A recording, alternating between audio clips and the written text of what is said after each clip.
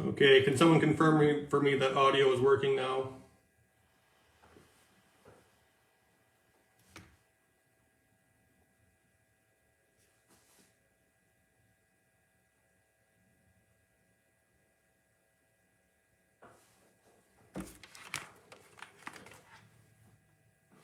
Crystal, you can hear me?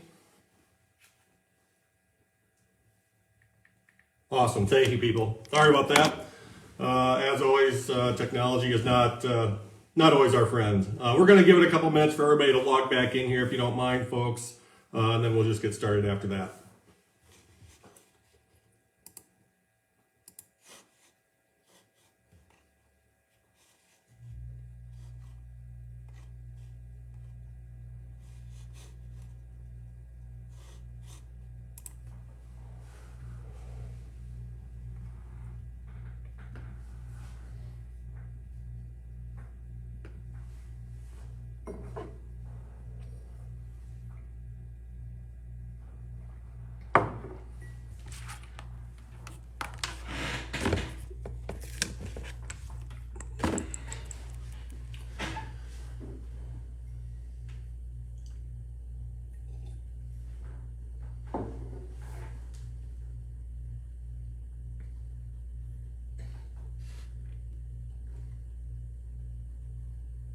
Okay, it looks like we've got most of the folks back who are on when I had to cut off. Sorry about that, everybody.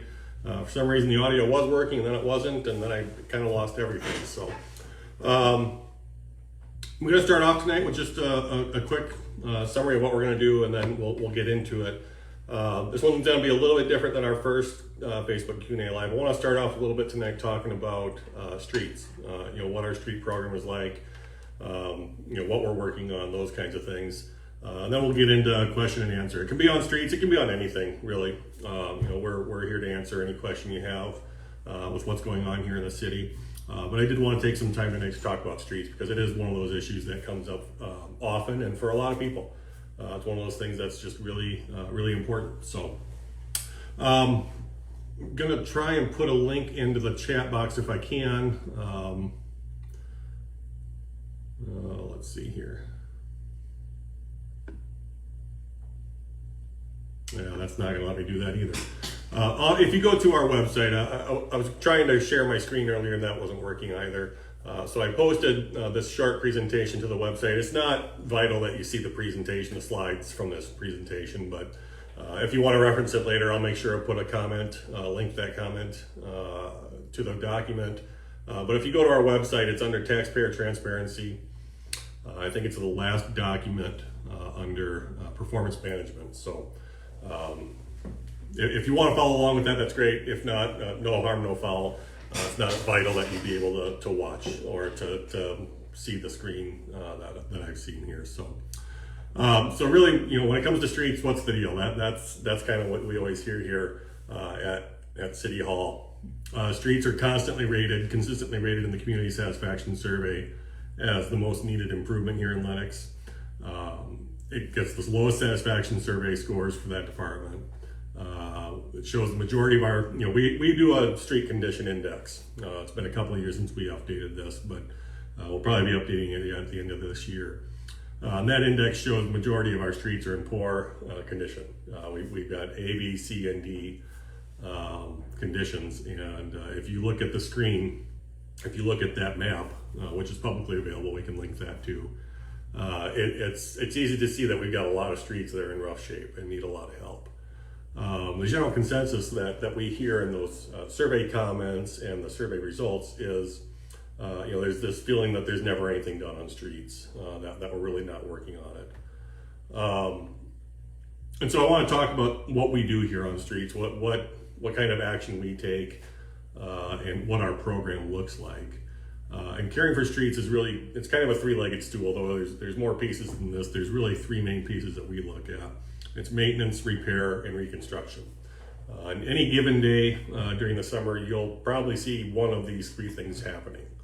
When we talk about maintenance as one of those legs, there's a number of things that come into that. Crack sealing, which we do every year, Slurry sealing, we used to use chip seals. We kind of transitioned away from those chip seals where you get all that rock in your yard, and nobody really likes that all that much. So we've transitioned over to slurry seals for that.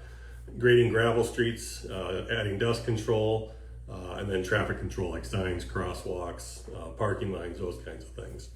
So that's the regular maintenance that happens throughout the year.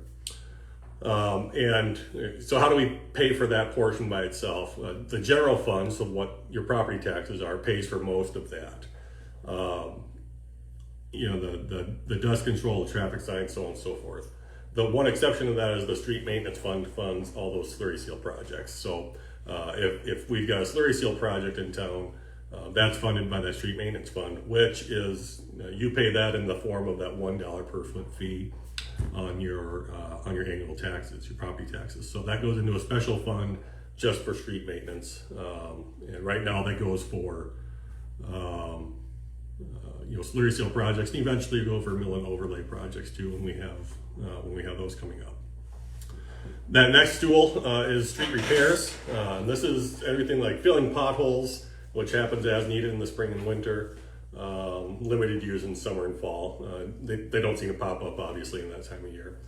Asphalt patching, and that's work that we work on throughout the summer. This year, I'd say the bulk of the work on that probably started in June, maybe a little bit later, mid-June.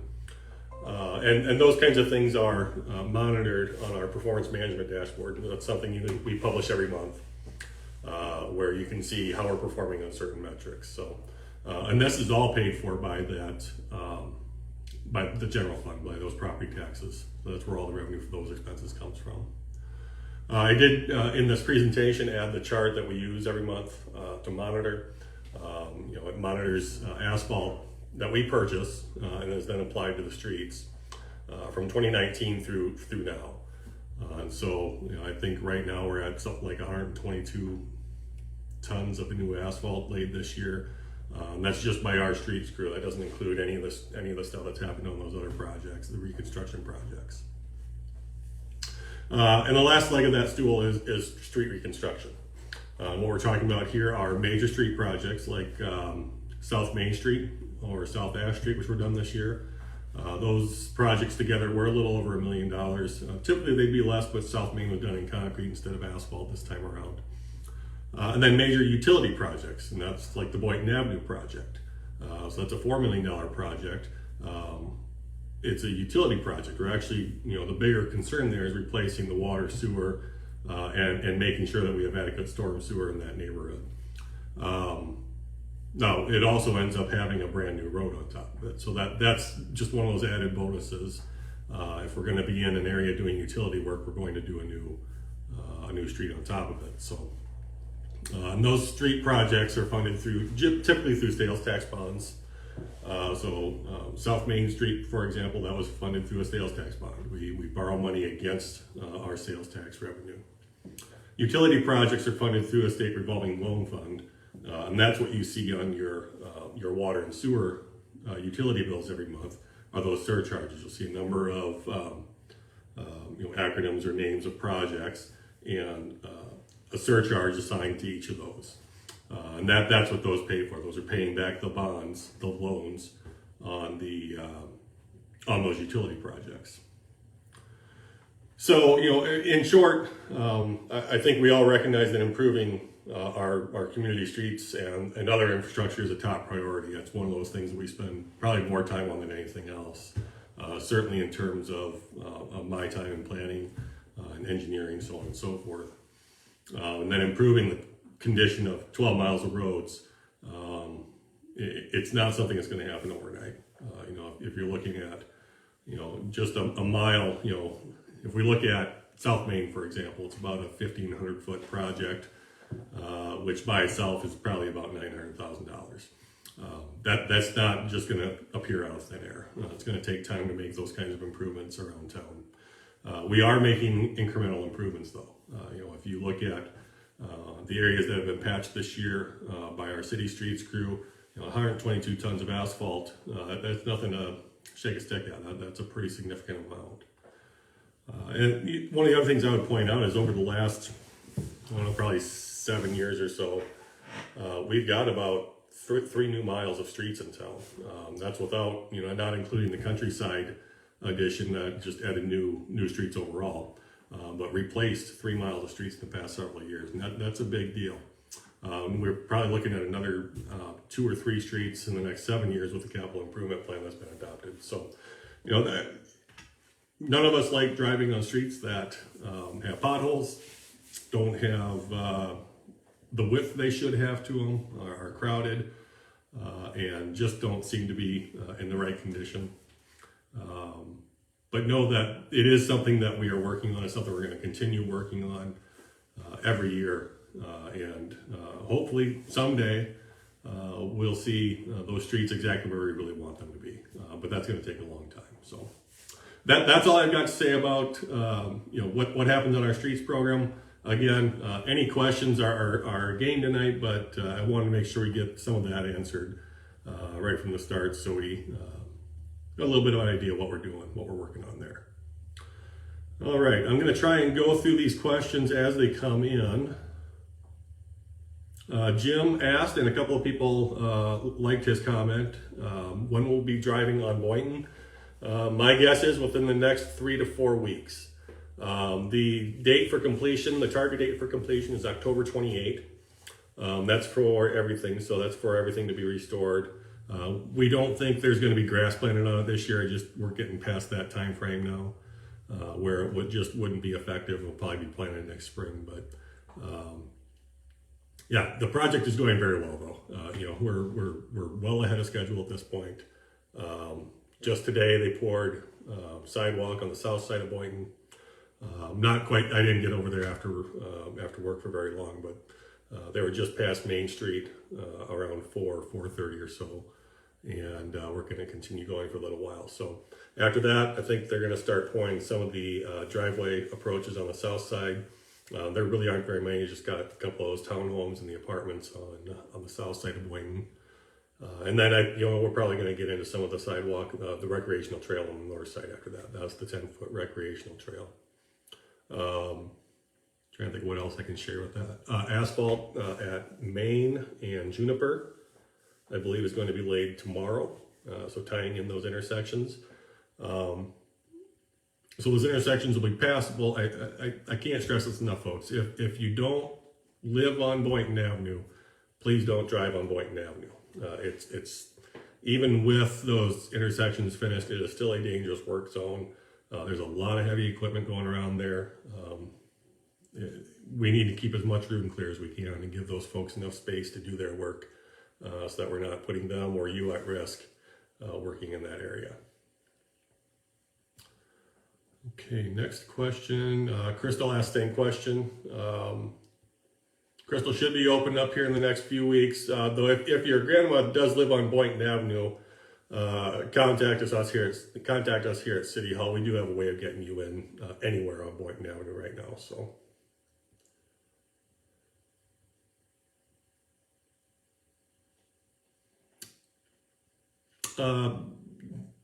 Jim, I'm going to ask if you could clarify this a little bit. You had asked about 413 West Park Drive.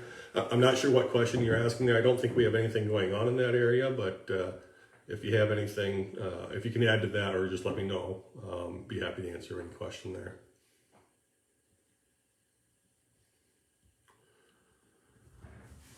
Jesse asking something be done with the camera used to live feed city council meetings so I can actually hear what's going on. Yeah, Jesse, we've actually got some of that built into next year's budget. The system we started with, I think it was 5 years ago, was just a camera on a tripod. We moved up, we took a step up from that probably 3 years ago and used a live streaming camera with one microphone. It's better than it was back then, but there's a lot better technology out there now than there was even 3 years ago. The whole COVID thing really beefed up live streaming software for these government city council meetings. And so I've got a number of vendors that are, quite frankly, constantly, annoyingly reaching out to me on a regular basis saying that their product is the best. I don't know what we're going to end up with yet. We're really not at that point, but I think over the fall, in winter, once that budget's approved, we're going to start shopping around looking for what can be what can be done about that. So we'd like to get something better in there. I'd like to say that it's going to result in everybody having a microphone, everyone being at the podium, staff, and every council member having a microphone to use. But I really just don't know what it's going to end up with yet. So Jesse Larson asked, did the city purchase land south of Flowers by Bob, and if so, what will it be used for? We did, but it's not next to Flowers by Bob. It's actually down at the corner with Highway 14 and Highway 17. So if you're familiar with the property, it's the Eining property, 13 and a half acres, give or take, that the city's purchasing. We're supposed to close on that next month. So the land itself will be used for future commercial and industrial use, or commercial or industrial use. We don't know what's going to go out there yet. There's any number of businesses that could be interested in it. We do have some folks that have already contacted us and said that they would have some interest in it. One of the challenges right now, things can go out there, but there's no sewer, for example. I can't connect them to our sewer system. So, like wet industries like meat processing, for example, just wouldn't fit there. There's no way they could go. But if there's other uses that are low water uses, that'd be a solid location even today. So.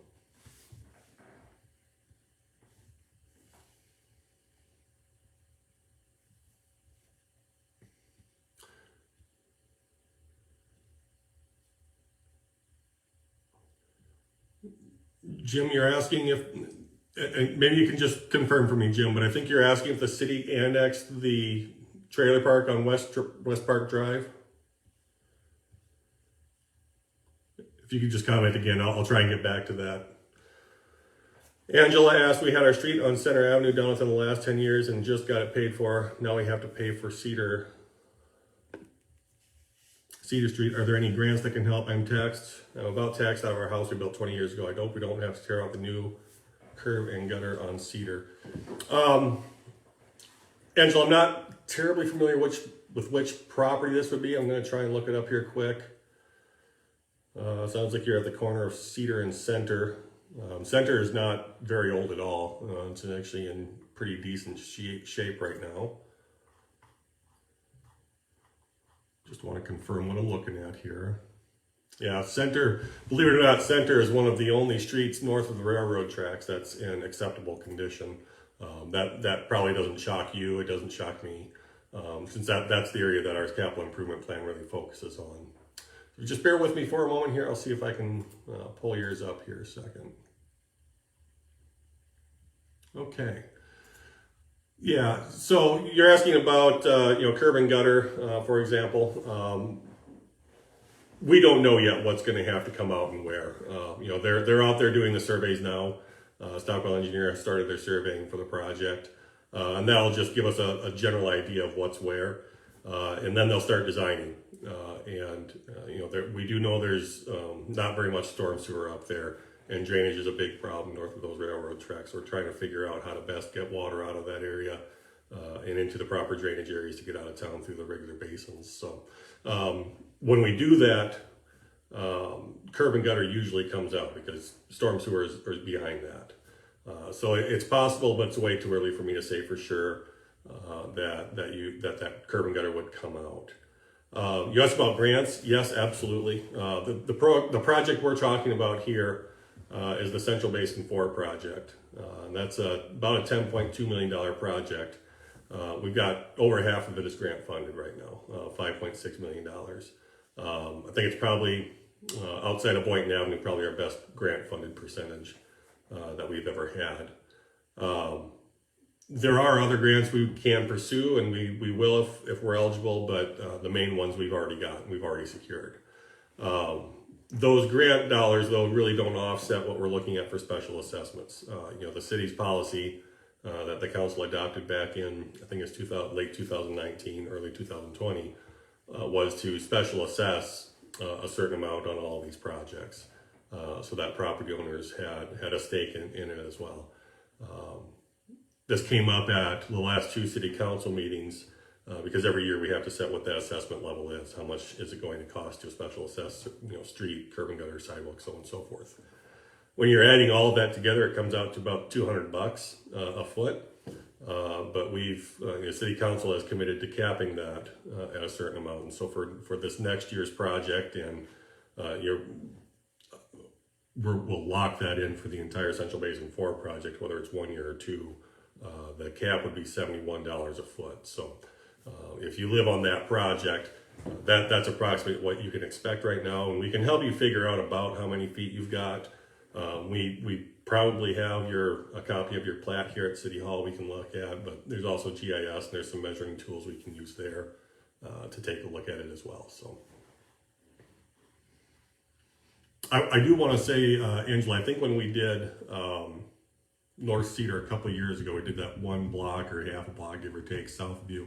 I don't think we realigned anything there. I don't think we messed with any of the curb and gutter there. So it's possible.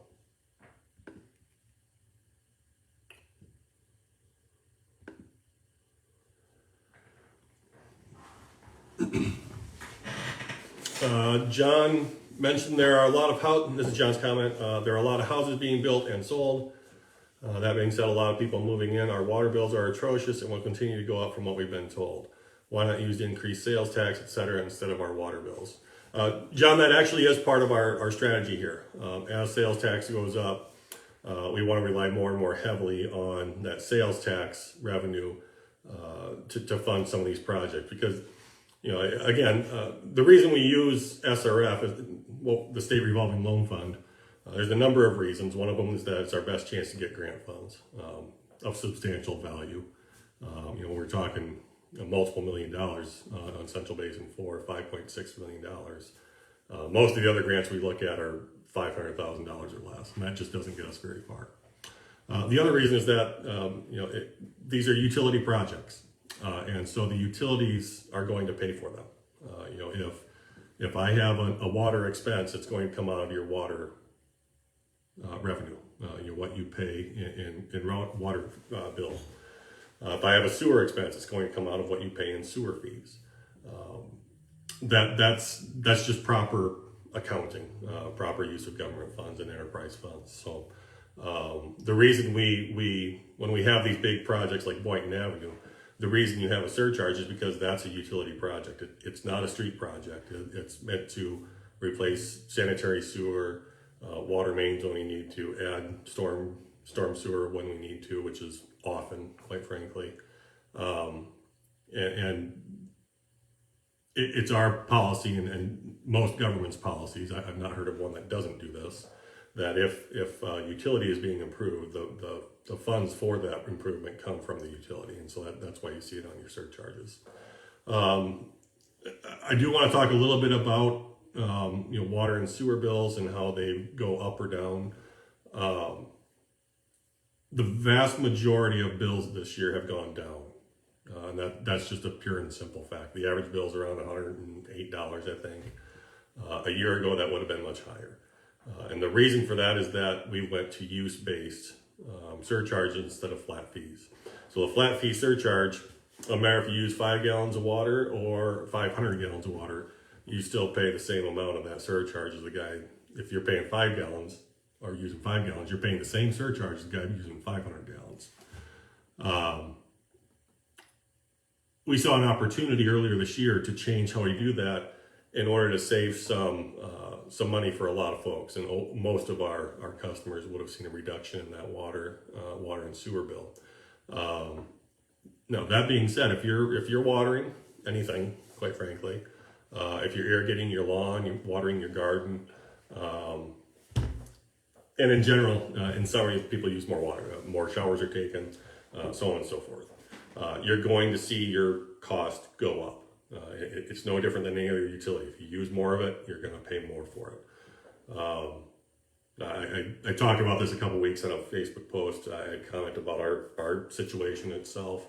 Last year at this time, our family would have seen a bill of about $120 in a given month. That was kind of our average, what I banked on.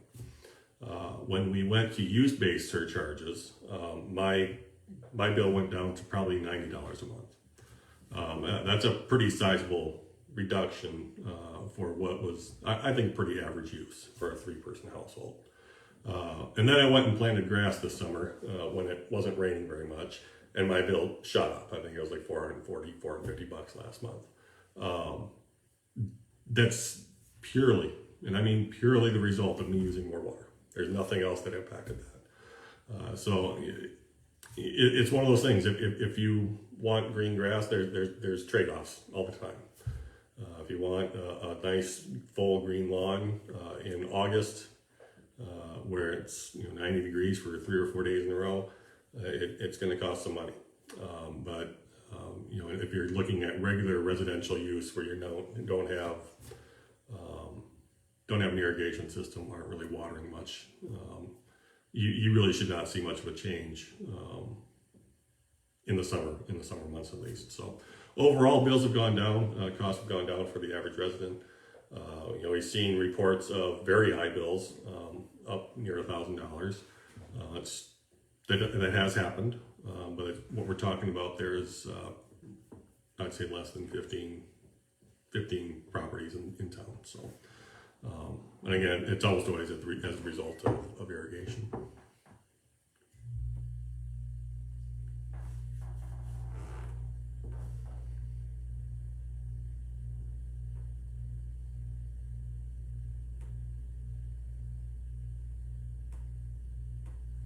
Jesse, it's not a question, just a comment. Jesse Hartman says we are all about taxed out.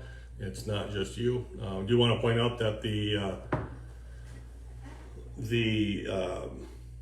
when it comes down to property tax, I'm just talking property taxes here.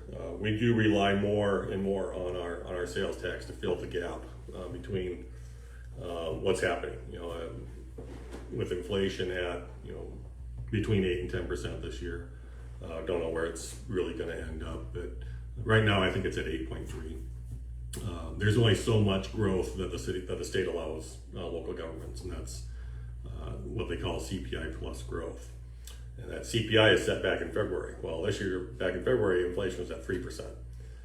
So we're trying to fit 8.5% of expense growth into 3% of revenue growth plus growth.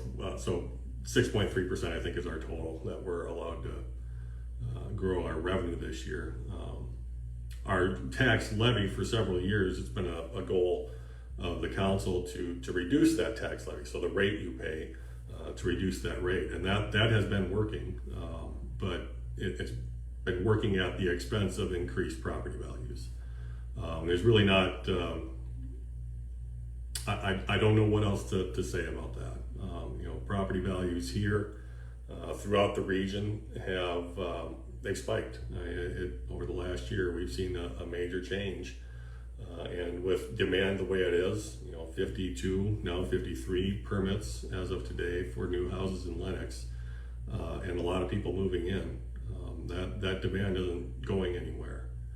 And I think if you look at what recent sales have been in the town and in the region, you're going to see some big changes from what folks would have expected even 2 years ago for what we would consider a regular property, a starter house even. We're looking today at what the state's definition of affordable housing is. And the maximum price for an affordable housing loan through the South Dakota Housing Development Authority today is $340,000. That's their definition of affordable. The reality is often different on the ground, but that just tells you a little bit about what the market is doing in terms of housing prices. And it's there are pros and cons to it. On the good side, we are growing very rapidly in terms of a local economy, growth we've not seen before. On the negative side, if you're not making any changes to your property and it's still increasing in value at 20 or 30% a year, according to last year's assessments, that pinch can hurt. There's no doubt about it, because if wages especially aren't growing at that pace, that money has to come from somewhere in your pocket, and we're certainly recognize the fact that that's not an easy number to come up with. So this is one of those one of those reasons why, when I talk to the county, one of the things I talk to them about is the need to assess on a regular basis. We can't go 5-6 years without a significant look at what values are, simply because there's more growth elsewhere that's drawing our attention. You need to be able to have incremental. If it's going to increase, it needs to increase incrementally, not by wild swings of 50. And we saw even higher changes, higher increases, bigger than 50% in last year's assessments. So, it's one of those things we'll continue to talk to the county about. They have a job they have to do laid out by state law. We get that, but we want them to do it in a way that's more that recognizes the reality on the ground for our taxpayers as well. So, Jim, thank you for clarifying that. Jim's comment was about the trailer park at West Park Drive. Jim, you heard that the city annexed the street through the trailer park. So when we talk, there may be a little bit of confusion here. The city, when we annex something, it means we bring something into the city limits. A couple of weeks ago, we annexed 20 or 30 acres west of Cleveland Street here in Lenox. We're in the west part of town. So all that means is that the city's boundary changed to include those properties. When you're talking about the street through the trailer court, that would be that we're taking it over. We're basically accepting the infrastructure. That has not happened. I'm not quite sure where that would have come from, but no, right now that's not a city street. That is still owned by the owners of that trailer court. The new owners, the name of the trailer court is escaping me right now because it did change earlier this year. But right now the city does not own that street, doesn't maintain it, doesn't do anything with it.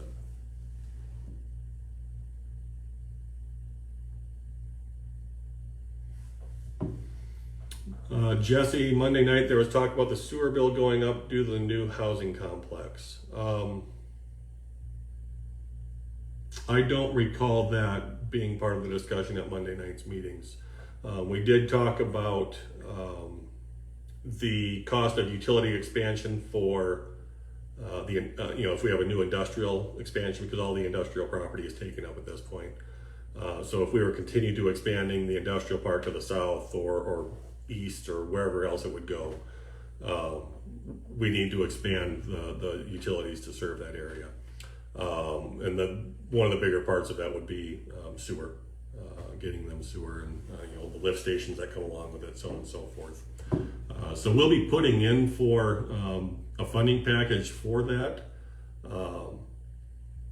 We don't know what it'll look like yet, though. And again, this isn't something we've accepted yet. We're simply asking the state to add it to their state water list and see how much, what they would do in terms of funding.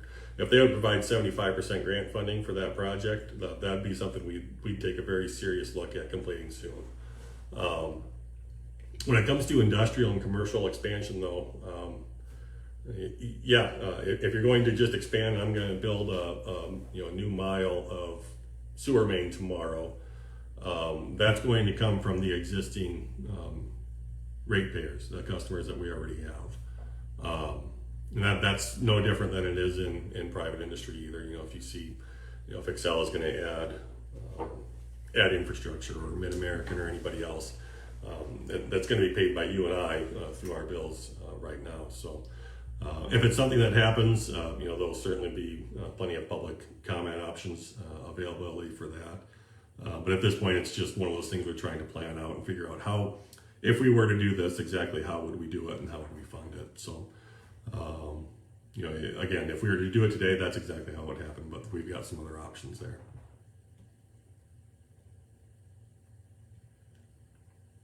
Jim, the police patrol, yes, the police patrol that area.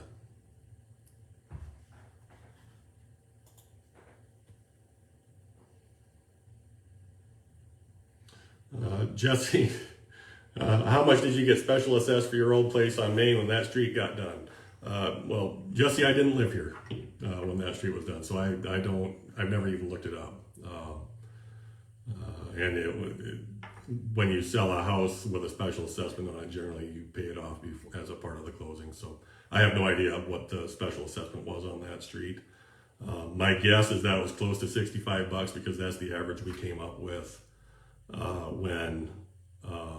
when we ran the numbers to try and figure out what we could cap it at a couple years ago. But if you think that I got by with a small special assessment or something along those lines, I didn't even live here yet, man. Sorry, I don't know what to tell you.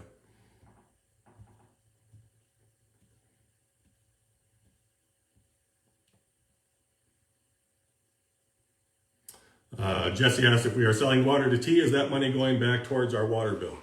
Jesse, we're not selling water to T. That agreement was not approved.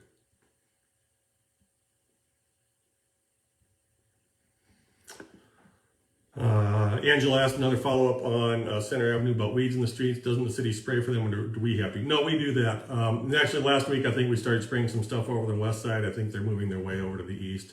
We can take a look at that. I was over there today, and over to the west side of the Boynton Avenue project. So yeah, we'll be taking care of some more of that yet this week, and I'm sure next week as well. So as long as it stays dry out, we'll probably be on some of those.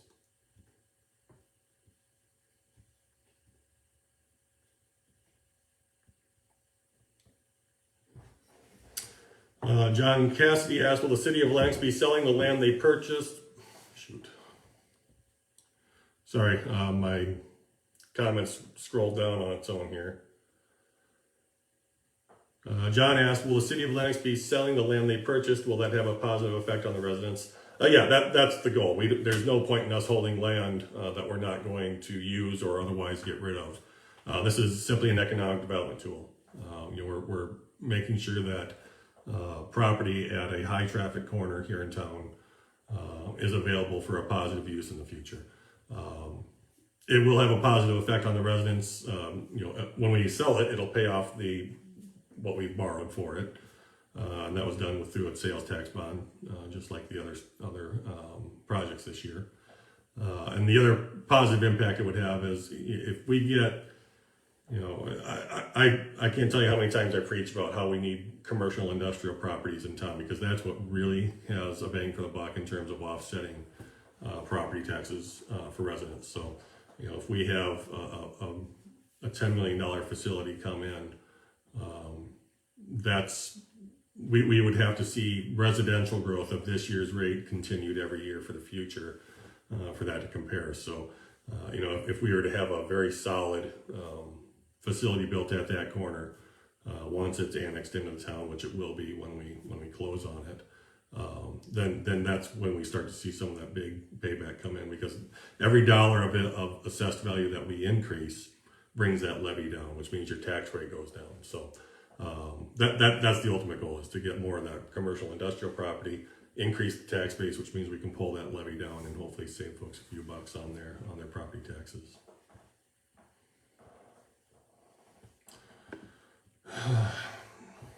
Jesse asked, at what point do my wages cap? I didn't see if you got your 12% cost of living wage this year in the paper, but you talked about budgeting a 10% for 2023. If you made $55,000 gross like the rest of us, would you be okay with the rising cost? I imagine not, since I don't make that. So contrary to popular opinion, I don't set my own salary. I don't even recommend a salary for myself.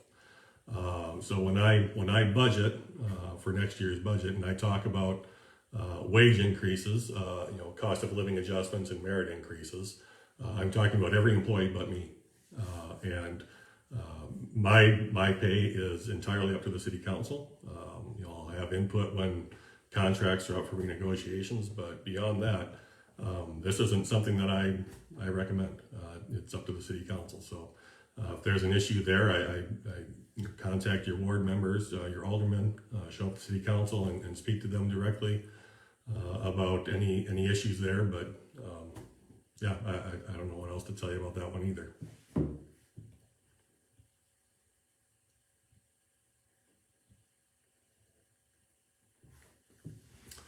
Mike asked, what's the Mexican restaurant looking to go into the senior center?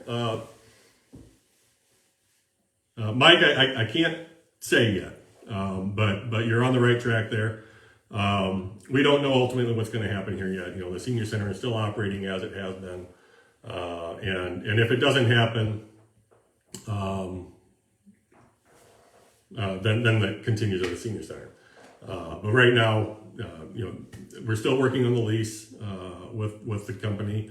We hope to have something soon, very soon. I really want to wrap this up, and hopefully we'll be having tacos and burritos here in town shortly. But I've been to at least one of their existing restaurants, and I've always been very satisfied. So stay tuned. We'll get that information out as soon as possible. But I think everybody's going to be very happy with what it is. It's not Taco Bell. I can tell you that. This is a family sit-down restaurant. They've got a long history in very similar sized towns in the region. Been very successful. I know exactly what they're looking for. So.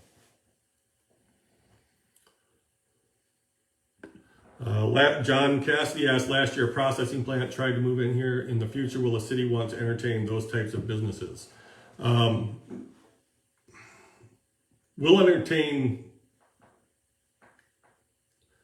Trying to think of how best to answer that, because we want business. Obviously, we want businesses to come in here, and where they locate is really what we get to entertain. There's not a whole lot else we get to say about it beyond. In that case, from day one, we said, here's what we're going to expect from you in terms of wastewater treatment before it even gets to our system, that they had all agreed to. But so when we look at like the processing plant, there was certainly some outspoken opposition to that idea, and questions about why would the city support something like that? Why would the city allow something like that? And the reason we would allow something like that is because our ordinances allow something like that. So when you look at our zoning ordinances and regulations, that's what we have to look at when we're trying to determine would this business be welcome here? Not here in town, but here at this location. When they call us, they'll ask, where can we locate as this type of business? And we'll give them, here are the areas in which your business could operate without an extra permit, without extra steps. So that's what we're looking at. If somebody wants to come in with a processing plant and they've been otherwise cooperative when we talk to them about our expectations when it comes to utility usage, traffic, noise, odor control, so on and so forth, they're going to be allowed to locate in a zone where they're allowed to be. If that's one of the things we talked about after that period where we had gone through this discussion was, if that's something that the community does not want, then we really need to see some step up from the community in terms of what businesses, what uses in industrial zones are acceptable, and there needs to be a discussion about that. Nothing further has happened since then. But again, if that's a discussion that the community wants to have, we'd be happy to facilitate that at a planning commission meeting where they make those decisions and recommendations.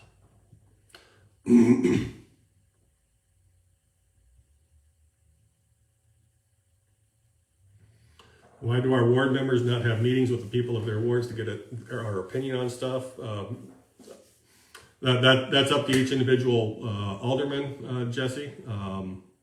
I would note that we hold 2 meetings a month where there is a public comment period, an ample opportunity to participate, and everyone is certainly invited and welcome to come to those meetings to share their input. Alyssa asked, when is Good Sam being torn down? Alyssa, I really don't know yet. My guess is in the next few weeks we'll probably start to see some stuff move there. I think most folks are aware that the plan is to demolish the building. We don't know what Sanford plans to put there yet. We've had some very, very short conversations about what the city would like to see in town in terms of retail businesses and healthcare. But if they decide to do something next year, that's great. I don't know if it'll be then, or maybe we're looking 5-10 years down the road. We don't know, but they are going to hold on to the property. That's our understanding, at least, and we'll see what happens from there. I will say that um, they've been very helpful and very open in their conversations with us as they go through this process. It's really not an easy thing for us to go through. Good Sam was kind of a fixture here in Lenox, and it's sad to see go. They recognize that they've been understanding of that and understand the bit of heartbreak that we have losing it, but understand that our hope is that they can take that and turn it into something, another asset for the community in the future.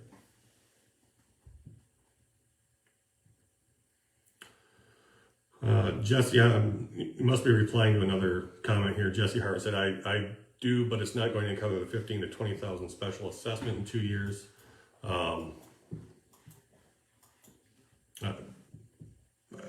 My guess is that's a comment to our response to another comment. I'm not sure.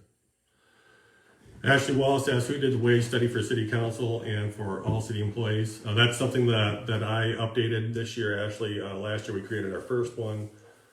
Simply updated it with the new data from the Department of Labor and what data we had that was updated elsewhere. There's still some work that needs to be done there. If you look at the police management or the police wages, for example, we really didn't have any new information on that beyond what the Department of Labor was reporting. We're still waiting for the Attorney General's office to put out their annual police management study, which reports all those numbers for all jurisdictions throughout the state. And we'll make sure we update it then.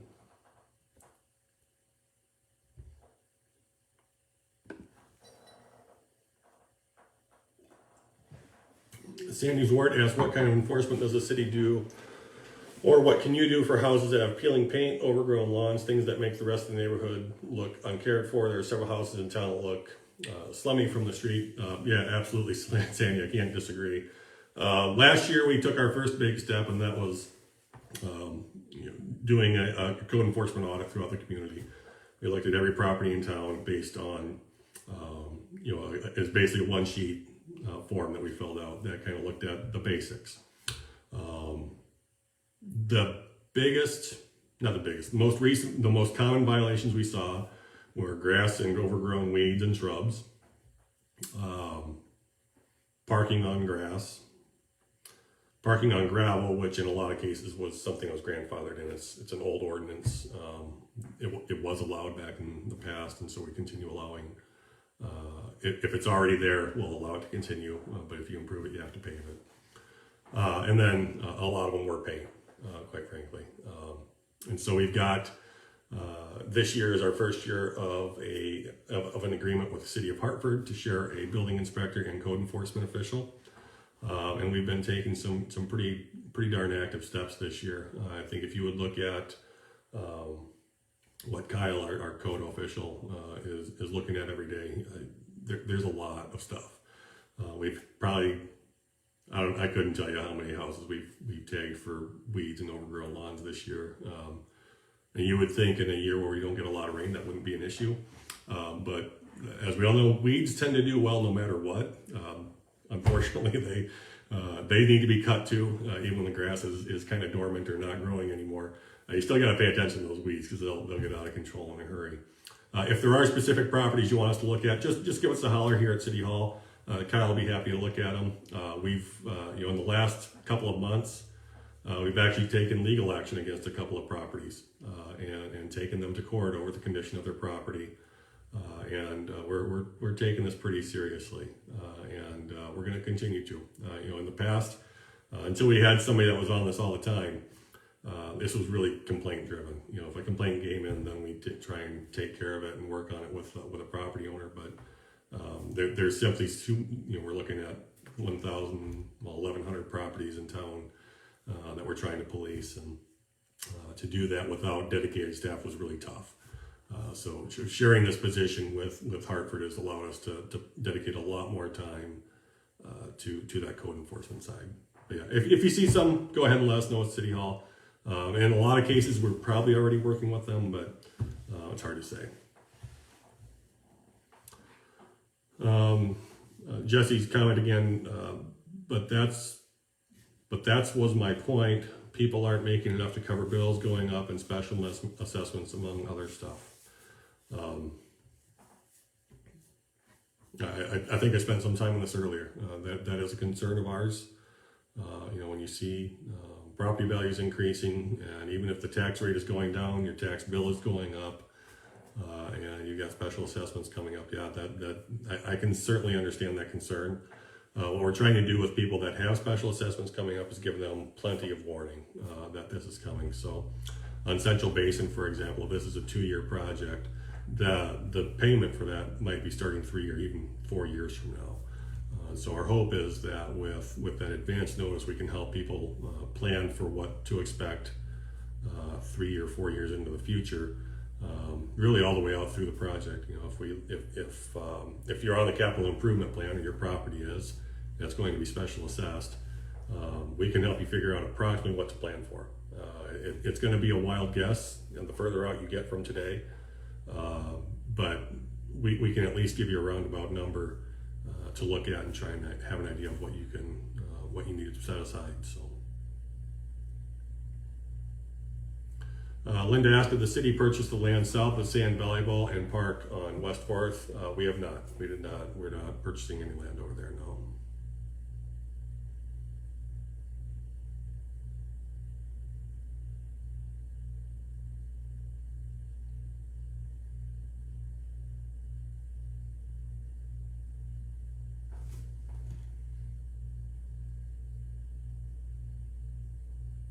Alyssa, I think you're commenting, I apologize folks, some of these comments come in and it's not clear if they're a reply to a previous comment or not. But Alyssa said he recognized that as a county and your employer's separate issues, not him. If there's a question to answer there, just let me know with another comment. We can figure that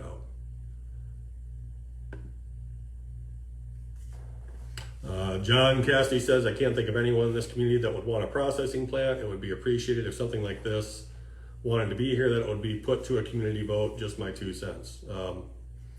Answered a similar comment this morning on an older Facebook post I had missed, but in our form of government, John, that's just not how representative democracy works. I'll just put it that way. You have elected officials that you put in place to make these decisions on the community's behalf.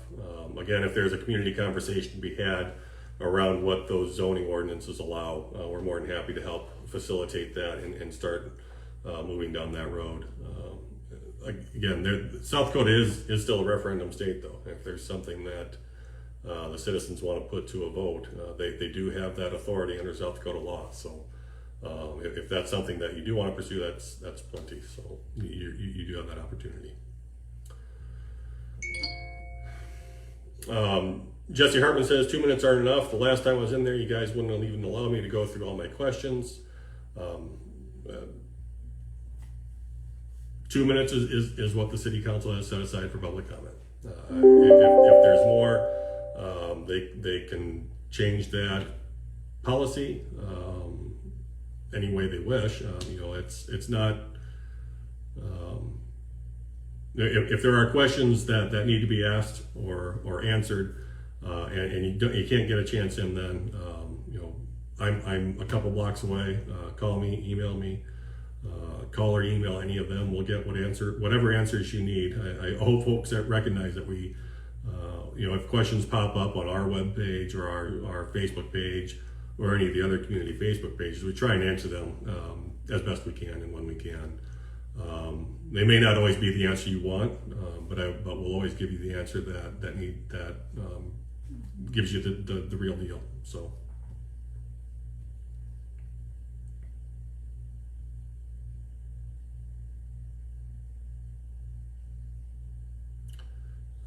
Gobby Plimpton says somebody should run for city council. I can't see who that would be, but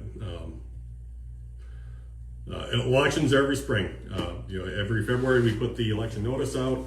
The election is in April, I think. The last 2 years we actually haven't had anybody run. There hasn't been an election for 2 years now. So if there are folks that are interested in running, contact us down here at City Hall. Denise Hansen is our finance officer. She runs the elections for us. I don't frankly have anything to do with it. If you have questions about, how does run for city council, what the petition process looks like,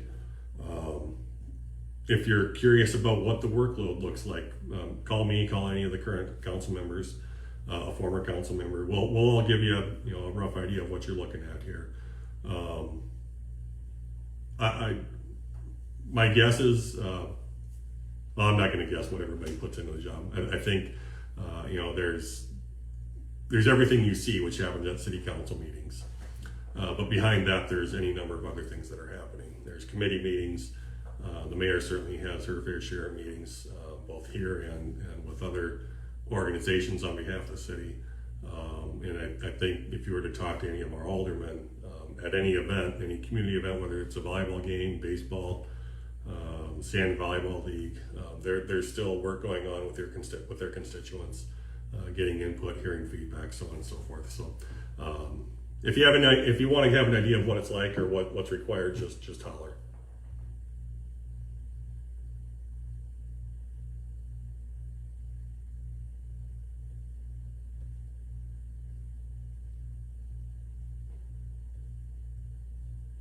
A few comments that must be comments on past replies to past comments. I'm not sure there. Cody Plumpkin says, "There you go, Jesse. One has run for 2 years. Throw your name in the hat, see what happens. Seems like you have a lot of issues and that you could help resolve." Yes, Kobe. Nobody's run for 2 years. We have had vacancies, but those have been appointed, the vacancy notice goes out in, again, I think it's February. I don't think it's January. I'm pretty sure it's February. But every year it's at least 3 seats. So next year, every ward will have 1 seat up for grabs. Whether the current holder of that seat runs or not is probably up for debate at this point. But 1 year we'll have 3 seats up. The next year we'll have 3 seats plus the mayor up. So if you're not sure what ward you're in, contact us. We can help help you figure that out. We've got the maps, and those are on our website as well.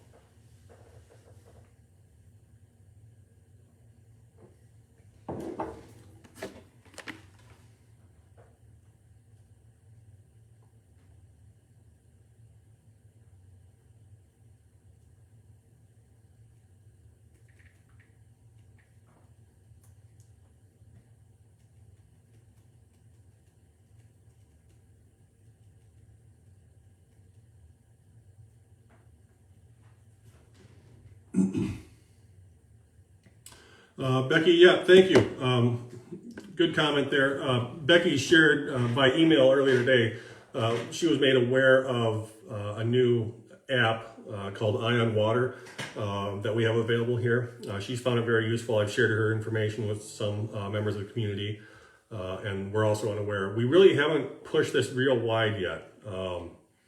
If people want to sign on or get access to the app and see their account and their usage pretty much real time, it's down to the hour if I remember right. We'd be happy to get you set up with that. More than anything though, when we get you set up with that, we want to hear feedback on how it's working. I've tried it on my side, from the customer side, and I wasn't too impressed with it, quite frankly. Everybody else seems to like it though. So I've got some concerns with its functionality, but we really haven't looked too deeply into what we can do to fix that yet. So, I can see, practicality speaking, I can see it by the hour based on our, in our software system. But when I was trying to use the app, it just wasn't connecting correctly. I've been told that I probably need to upgrade my phone, which may be more than a couple of years old. Entirely possible, but I don't think there's anything wrong with my phone. So, but it is an app that's available. It's called Eye on Water. It's available through Badger Beacon, who runs our metering software, we can help you get set up with that. Also, if you're looking for online access to see your bills, pay your bills online, so on and so forth, we do have a really great option now with that front desk website. So If you haven't gotten signed up with that yet, please do. We've got about half of our users are on there already. It's been a big improvement over past online access programs and online payment programs that we've had. So if you haven't signed up for that yet, please do it. It really works very well. Thank you, Becky, for mentioning that. I wasn't on my radar tonight, so thank you. Pamela says, thanks, Nathan, for all you do. Thank you, Pamela. Means a lot.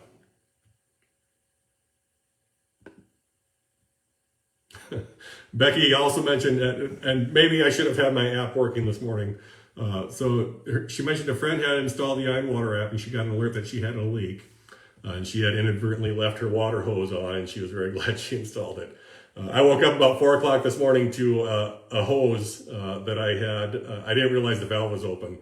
And so the timer went off. I'm trying to grow grass in my house right now, and the timer went off, and I wasn't planning on that. So thankfully I'm a light sleeper and got to catch that. But it was very helpful for your friend. I probably should make sure that my app is working.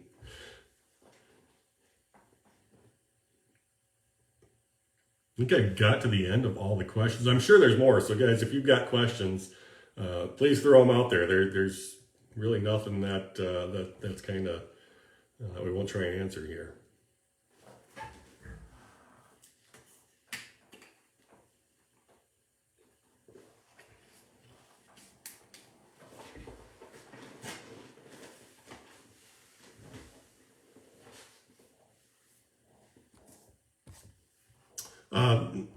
Jesse, just to follow up on a previous comment too, about the 2-minute time frame. I was reminded that if you do have an issue that you want discussed at more length, comment, contact your alderman. If somebody wants something on an agenda, all they have to do is ask an alderman or the mayor to add that to the agenda. 2 aldermen can add an item to the agenda, or the mayor.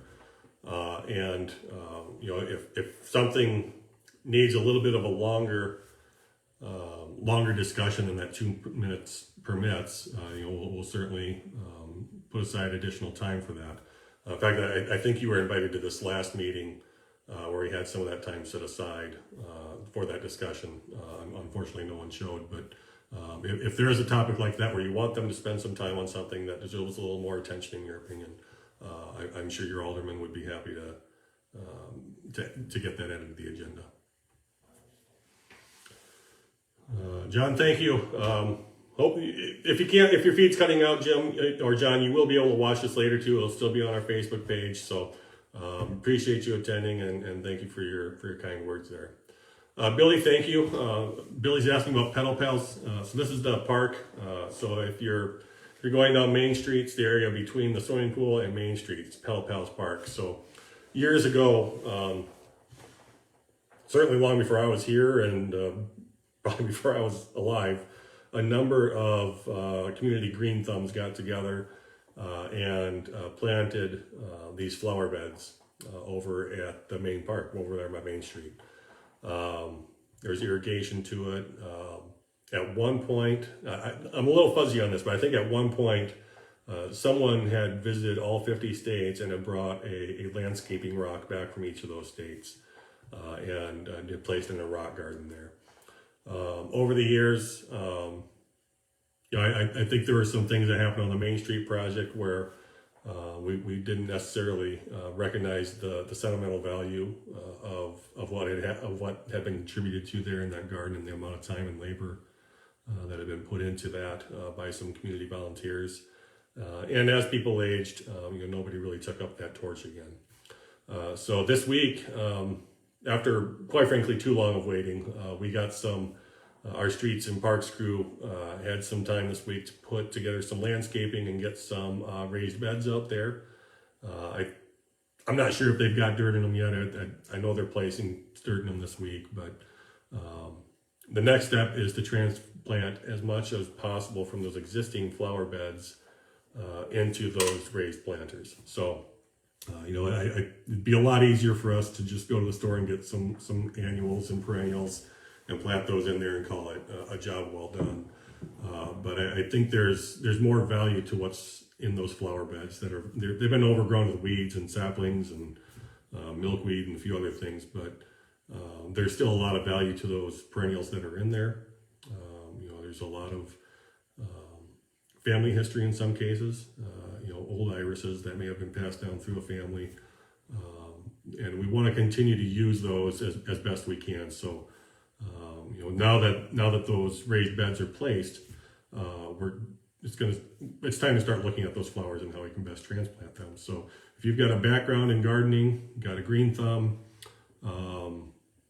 quite frankly, if you know how to work a shovel, come join us. If it's something you're interested in, please contact me here at City Hall. Shoot me a text, email me, whatever works for you, really. We're just looking for people to help. I can identify a lot of stuff in those beds, but not everything. If we were to have a master gardener or a green thumb that really knows what they're looking at there, it'd be really helpful, especially if they can give us some help figure out the best way to transplant some of those bulbs. So I think probably in the next 4 weeks is when we're really looking to get stuff done there. So over the next week or so, if you think, I can put in an hour and help identify a clump of perennials and try and figure out the best way to move them, where to best to place them, just contact us down here at City Hall. If you see us around town, stop us, give us your name, number, whatever works. We'd be happy to have any help we can get. We'd really like to keep honoring that history of what the Petal Pals did. And, if there's a new Petal Pals to be found, we'd love to have that going too. I think it's a really cool place. Just got neglected over the years, and we really like to revive it. So we've also got the old City Hall bell tower that will eventually go in there too. So we're looking at some options for that too. So Courtney Minish-Crone asked, is there a plan to update the park playground equipment? Yeah, that came up early this summer, Courtney. I used to live across the street from it, so I used to see it all the time and kind of sigh at the faded colors, and it's kind of old equipment in some cases. Maybe not even the safest equipment anymore in some cases. So every May or June, I can't recall right now, the park board has a responsibility to assess the condition of all the park facilities. So we walk through every park, talk about some things that need to be fixed, some things we'd like to have fixed, some things we'd like to upgrade. And we talked about that playground there at Main Street for quite a while in this last one. It's certainly not going to happen next year unless we were able to get some sort of grant, and we can go after those. We will, but something that large is probably going to be about in between $60,000 to $120,000. I think it's something we can probably figure into the future, but it's something we're probably going to have to plan out a few years. On the other end of that, there are some new modular systems out there that you can actually add on to. So if it's something that we need to bite off in smaller chunks, that's certainly an option as well. It simply wasn't going to happen with the 2023 budget. That became very obvious right away based on, we need to make some improvements at the museum. So we increased that budget quite a bit. We're due for another police vehicle this year. We need to move the old one out of the rotation. So those are expensive items, and they take up quite a bit of change there. So, but yes, we have looked at it. We don't have a formal plan yet, but I think I wouldn't be shocked in the next year or two to see something come forward where we're ready to replace everything over there.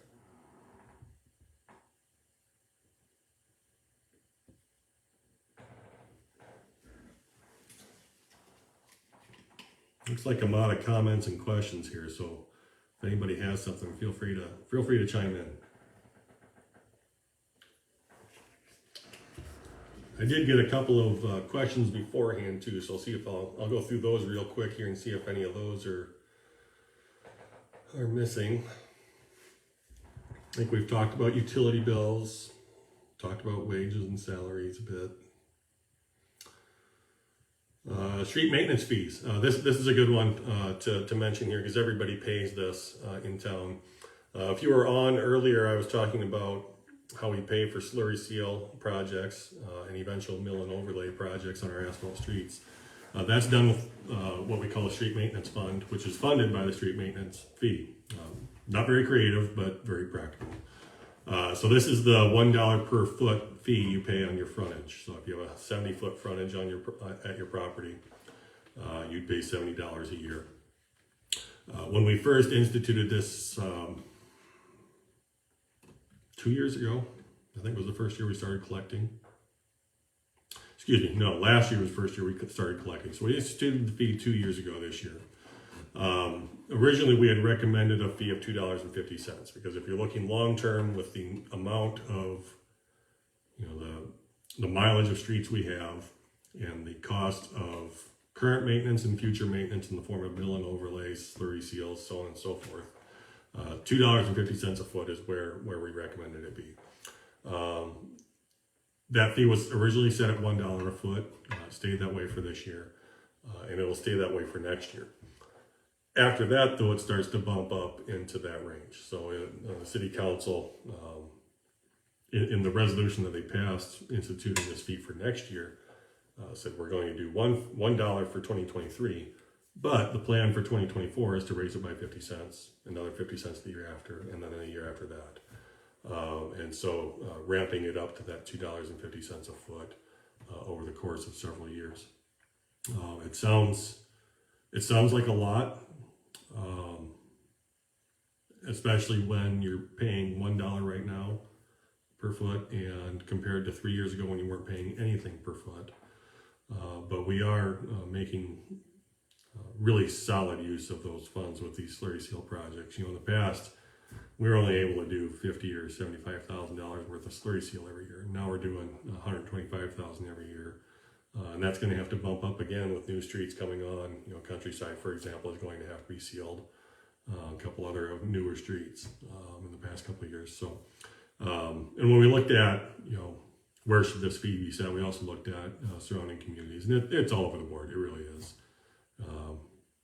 I think the highest was, I think it was $2.50, but I can't remember what town it was. I think it was either Harrisburg or Brandon. I think Hartford was at $2. I can't remember if T had one, but that's what we use it for. If you don't have sales tax coming in like some other communities do, it's hard to make these maintenance programs work and keep these streets in the condition they need to be with what you have available in the general fund. The sales tax that comes in, half of it goes to the general fund, half of it goes to the second penny fund. And that second penny fund is used really only for streets and ambulance and EMS. So,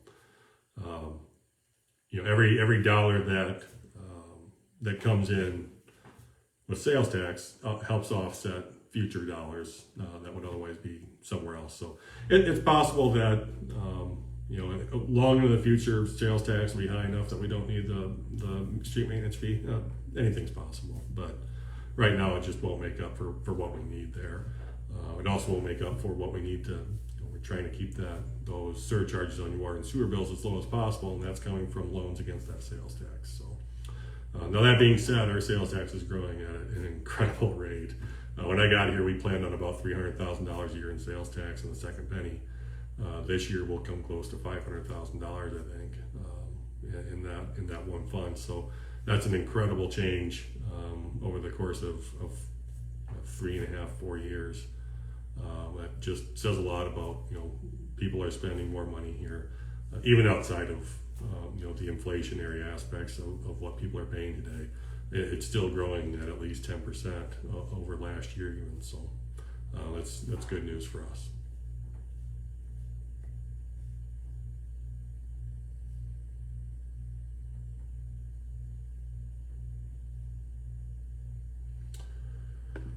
Oops, sorry. Camera asks, is the intersection of 17 and Klondike in city limits? It's not. Our city limits end, if you're going on the highway only, it ends just north of Sunshine there. That intersection you sure could use a stop sign, a stoplight, not just a stop sign. A lot of people don't even stop before turning. sorry.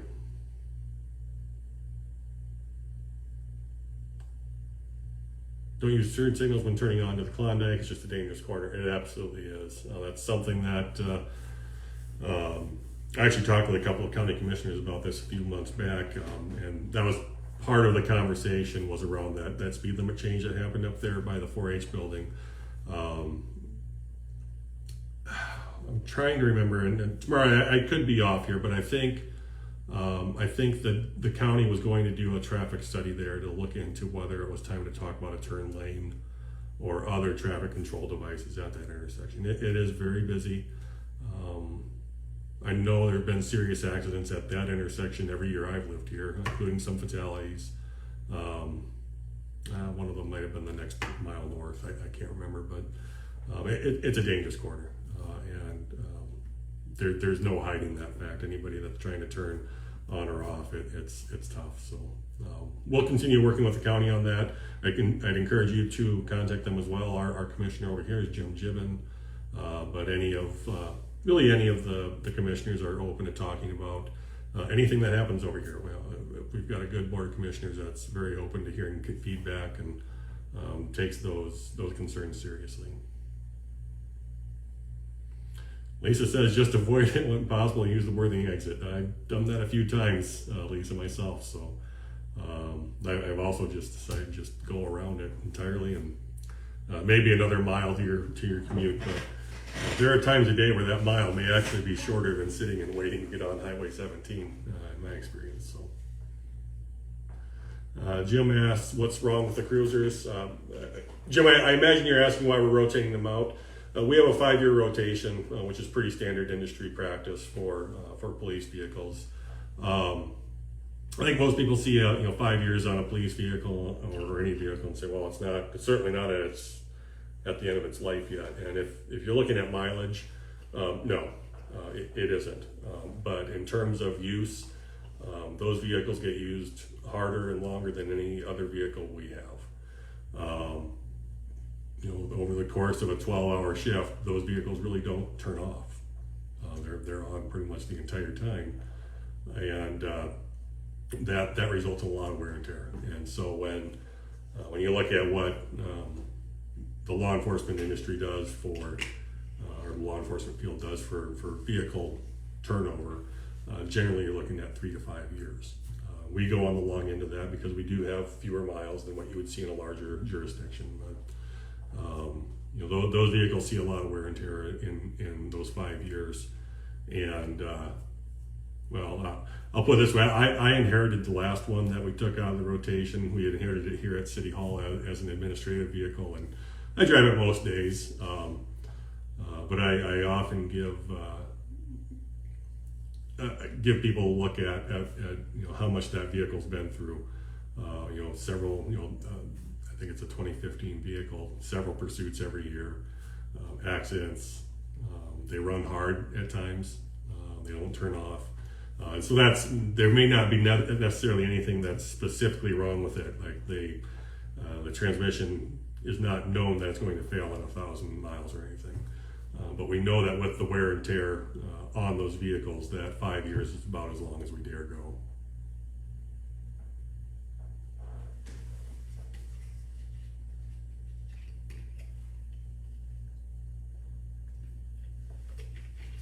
So this next one, the one that's rotating out, is a 2018 vehicle. We're replacing it with a 2023.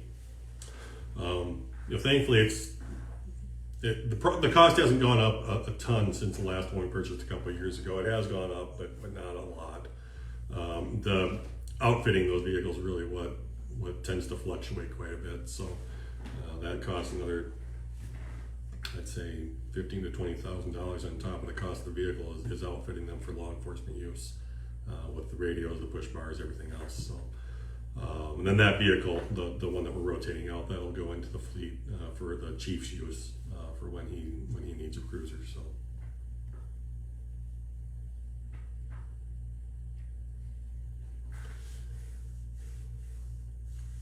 one other question again, feel free to comment. Any questions you have, just throw them out there. We'll be happy to answer them. I'm going to try and read some of the ones that I got that came in earlier. One of them was about solid waste. A number of you may have seen a survey. Oh gosh, I think we sent it out 3 weeks ago, give or take, and it asked for input. Simple 5-question survey. Asked for input on solid waste, because over the years, one of the things that we've constantly heard is, well, we've got too many garbage trucks on the streets, causing wear and tear on the streets. It's hurting the streets. Maybe we should only have one company. So the way we do it right now is we just have licenses. We have no limit on licenses. If a solid waste company wants to come to Lenox tomorrow, all they're going to do is apply, and the city council can either approve or deny that license application. So right now there's 3 license holders in town, and I know I've personally been very happy with my garbage service. I can't think of anybody that really hasn't, though there are some that came through on the survey. But we're looking at a couple of options. If this is a concern, how big of a concern is it to people? And if it's a concern, what's our best path here? Should we limit the number of licenses to 1 over several years, and have them compete for that business against each other every few years in an effort to keep the rates as low as possible? Or do we go the route of towns like Worthing, I think maybe Parker, and talk about having municipal waste collection, whether it's provided by the city, which I don't know, there's a ton of communities nearby that do that. But there's a lot of communities that contract it out, so they'll let a contract, open it for bids, and the lowest bidder typically wins. And you lock them in for a number of years, and some of them bill through that company. Most of them bill through the city that's contracting, so that they don't have to deal with all the rigmarole. So it's something that you simply add on to an existing utility bill, for example. The city council had this on their agenda for direction this past Monday, and voted to take no action. Or they didn't vote to take no action, they simply took no action. It just doesn't seem like that's really in the appetite of the community right now. It's something we can always revisit, but again, most people are happy with the garbage service. There were a few comments on there about, we don't see it hurting the streets. Where is this happening? It's not going to be every street, I can guarantee you that. But a lot of you may remember back in 2019. It was 2019. It's a pretty tough winter, pretty hard winter, and in the spring we had a number of streets in town that just blew up, including Boynton Avenue. It was a hard frost. Streets that weren't constructed to current standard, even a little bit, and it's just a perfect combination of conditions for those streets to just crumble and fall apart. We had, and a lot of areas clay pushing through the asphalt or chip sealed surface and just breaking through. So we spent it's probably $450,000 repairing those spots later that year, and I can remember being on Lincoln Street on the west side of town, watching a 3/4 ton truck drive and seeing waves in the asphalt as that truck drove over it. And if that isn't an introduction into the street condition index that I talked about earlier, I don't know what is. That was an eye-opening experience to see that. And there are several streets where if you spend enough time watching traffic go across them, you could see them moving as traffic drove on them. And that's the scary thing to see happen to streets that are on the verge of failing any minute. If they do, we have to fix them. There's no ifs, ands, or buts about it, and we can't just let it go to a non-maintained street. That's not fair to the community. It's certainly not fair to the people that live on it. So, that was one of those concerns that came along with those garbage trucks. So, Jen Stroshine asked, Jen, let me make sure I didn't miss any other comments here. Sorry. just Jim votes for RBS. Says yes, only one. Still an option, but city council needs to move on that if they wish for that to be the case. Jen asked, I think it'd be great to have a cardboard recycling bin at the rubble site to use. Jen, we can look into that, but I don't think the state's going to let us do it. And so the rubble site is actually, it's a state permitted site. We have to have a permit for it. It's inspected every year. We have to inspect it every single day of the year. Whatever weekend or holiday, whoever's on call has to actually go into that site, take a look around, make sure there's nothing that isn't supposed to be in there. If there is something there, we have to either remove it or have a plan for removal as soon as possible. So I'll have to look at the permit. As a solid waste site under the permit that we have, I think we're only allowed grass, leaves, branches, and trees on that site. If there's appetite for a cardboard drop-off site, we could certainly do that. But I think all of the solid waste providers do provide recycling service. I could be wrong. I know RBS does. I think the others do as well. But if not, we could certainly look at that. I think we'd have to get a different permit, and I don't know if the state's even allowing that as a use of that site. So I can try and follow up on that and see where we can get on it.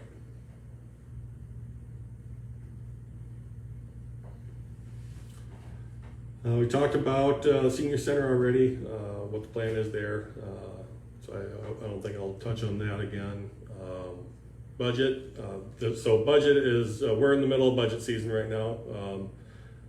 I'll let you put it this way, the city council is in the middle of budget season. Staff are getting close to wrapping up their budget season. As staff, we start looking at the budget, on my end, probably early July in terms of starting to map a few things out. But then in August, we really get into it, late July, early August. In mid-August, we usually have a brief presentation to the Finance Committee to let them know approximately what we're looking at. And then in September, we do the first and second readings of that budget so that we can send it to the county by the end of that month. So we just had the first reading approved at Monday's City Council meeting.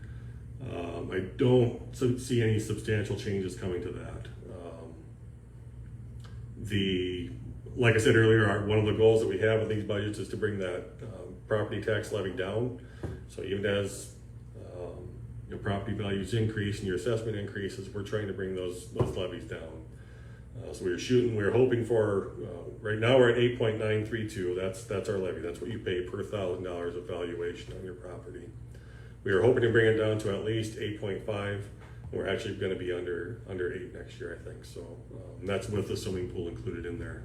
That's really good news. For several years, we've had Canton and Lenox kind of go back and forth for having the highest levy. And a big part of that is just because we haven't had the tax base to support a lower levy. So I think that the most challenging part of this year's budget was probably trying to figure out what we can or should do on cost of living adjustments. So when employee wages are changed, there's two methods there's two parts of that. Cost of living adjustment is something that every employee gets. That's just to keep pace with the changing economic conditions. So it's all over the board this year. We've got Lincoln County did a mid-year adjustment for all their employees of 10%. We've got a lot of 7 and 8% municipalities doing cost of living adjustments of 7 and 8%. It's a tough position to be in because we're trying to keep pace with a rapidly changing labor market in the Sioux Falls region, and that's where we compete for labor. If we're offering $2 less per hour than what somebody can make driving 20 miles away, there's a good chance we're not going to have that employee.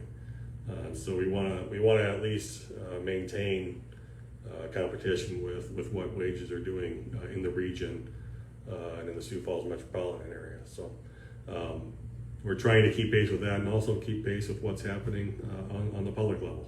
Wages are changing there too, At the same time, we have to look at what's happening with people's private checkbooks. I don't think you're going to see a lot of private wage growth of 10%. It's possible, but recent data shows it closer to 6. And so what do you do with that? We're trying to figure out how best to figure that percentage out. We budgeted a cost of living adjustment for 10%. That doesn't necessarily mean that's what it's going to be, but that's what we budgeted for, and we were able to fit that in. I feel pretty confident that we'll be able to hit it. But the recommendation right now is maybe to follow whatever Social Security does, because that's a pretty solid formula that they use to figure out what the cost of living is going to be each year. It's based on a lot of the CPI data, the cost of the consumer price index data, and there's a lot of realism there. So that's my recommendation right now to the City Council, is to base whatever is chosen on cost of living adjustment for employees.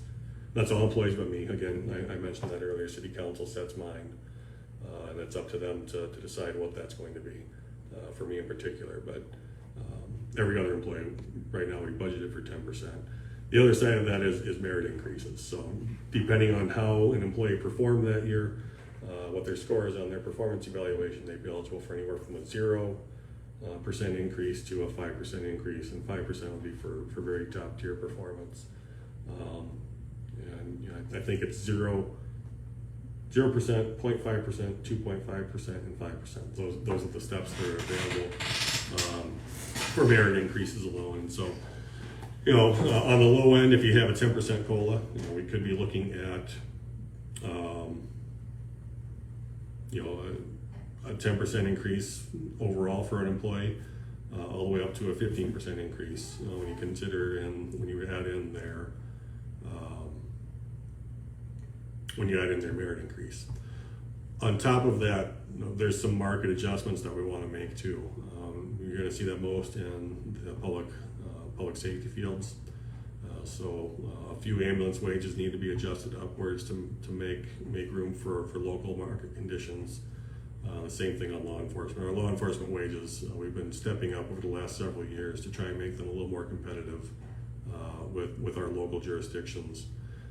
If you look at Lincoln County, Sioux Falls, Minnehaha County, that's a tough market to compete with.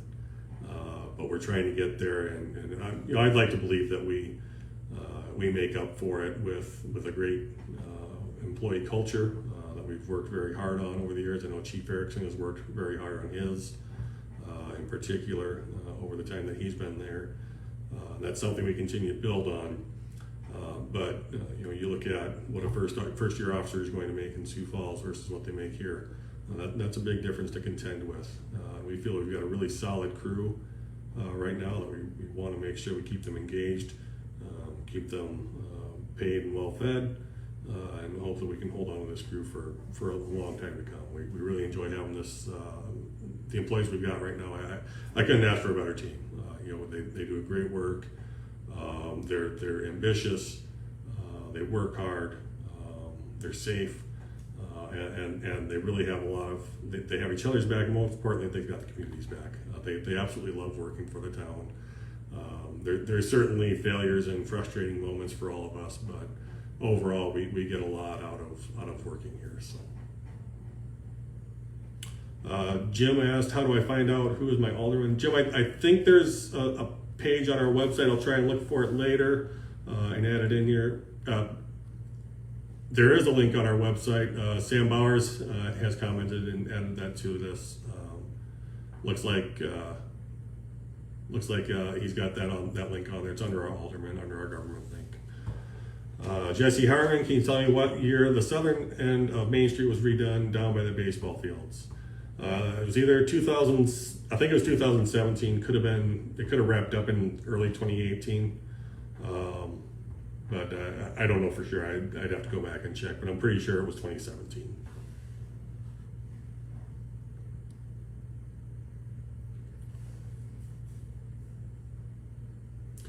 Can I take out? Chris is asking, can I take old 20-year-old landscape timbers that I took out this year to the grass and tree branch site? Chris, if it's untreated, you can.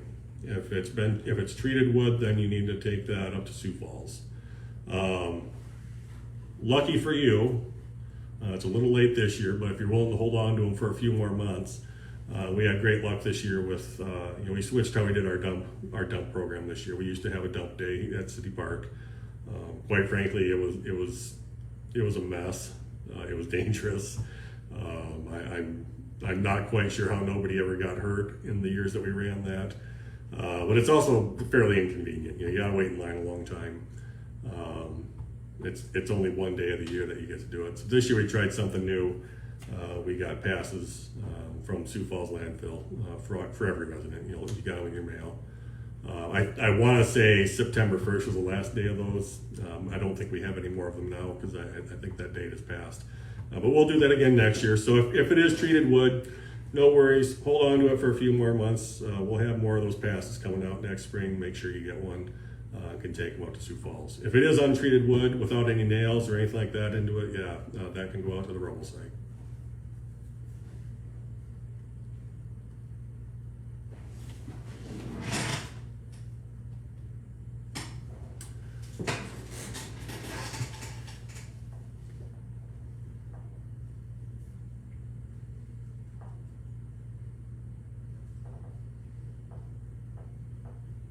I think I'm through all the questions that came in earlier. We talked about taxes and budget and solid waste, so on and so forth. What else can I answer for folks?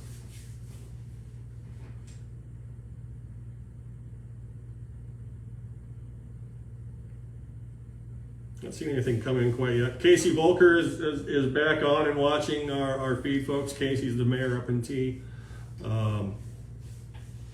I won't rib him and say that maybe he's cheering for the Orioles anymore, but I'll join him and celebrate with a solid win last week over O'Gorman. That sounds like that was a great game. So I try and get some info here. It's coming in. I want to take a little bit of time. Maybe talk about what's happening up in Countryside Edition. So this is the new area of town. West of Sunshine. So if you've been through the area, first of all, congratulations, because it's a bit of maze of construction equipment yet. There's a lot of stuff going on there, and a lot of concrete trucks every day in and out, and foundations being poured and lumber being delivered. There's a lot of activity there. Last week, a couple weeks ago, there's actually an article on Lenox in the Sioux Falls Business Journal on how things are going here. And we talked a little bit about potential Mexican restaurant. Mentioned we've got some great food options right now. Auntie J's, of course, and Chuck's and Maple Drip. Which guys, if you haven't had a breakfast burrito from Maple Drip by now, you don't know what you're missing. That's a hard thing to resist in the morning. They do great work down there. Love to have them around for the long term. So if you haven't been down there, go get a breakfast burrito from Maple Drip one of these days. You won't, you'll thank yourself. But this article talked mostly about all the construction that's going on in town. So, we monitor the value of building permits in town, partially because we need to pass that information on to the county and their assessments for the next year. There are some things that they have to work into their formula.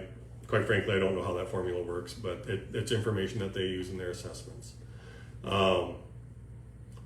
In my first, so I've been working here in December, it'll be 4 years. In the first 3 years, I can remember, I can probably count on one hand the number of new homes that went up in Lenox. I also remember not being able to find a home very easily when we needed to move here. So I commuted for 6 months. The city council gave me 9 months to move, and really as soon as something came up that worked for us, we went for it. But there really wasn't much to choose from, and even until last year. Still, if something came on the market, there wasn't much more than a handful of homes on the market at any given time. My first week working for the city, we actually had a meeting with the developer. We started talking about what a housing development would look like, and what needed to be done to make that happen. And so that believe it or not, is one of the first things that I got to work on when I started here. And it's not an easy topic. It's not an easy issue to solve. But there was certainly hunger, and part of what drew me here was knowing what had happened in the surrounding area. Harrisburg, Brandon, Del Rapids, Hartford have all been seeing some of that growth as a result of the Sioux Falls economy, and kind of figured that was going to happen here too. And so Lenox was in a unique position in that they hadn't seen that quite yet. But they were in a position to learn from what worked and didn't work in other towns, which seemed really attractive to me. So that's one of the things that drew me here. So we started working on this, and Nielsen Construction ended up being the developer on it. We did a TIF district, which I'm not going to try and explain here. Quite frankly, that's probably a Facebook Q&A live of a topic all on its own. We could probably talk for some time about how that works and what it does. But we got this TIF district done, and so Kelly Nielsen Construction out of Harrisburg, built all the roads that are in there, put all, Excel put the lights in, Mid-American did the gas, Excel did the energy, Midco's been back there, I think Baz has been back there as well. But all the water, sewer, storm sewer, and streets, it was all put in by Nielsen Construction. And so as those houses go up and they start paying property taxes, that doesn't go into the city's general fund yet, not until that the debt is essentially paid off to Nielsen Construction, Nielsen Development. So when we get money in from the property taxes for those homes, it's set aside, it's segregated. The city keeps 10% of it for administrative costs and passes the rest on to the developer to pay for the installation of all that infrastructure on our behalf. Probably in the next month, we're going to be accepting that infrastructure in phase one. So we've been up there. Phase one is basically what's already done. What you see asphalt on, that's phase one. And so the city has to formally take over the streets, the sewer, water, storm sewer, so on and so forth. Start paying for the light, the street light, utilities, those kinds of things.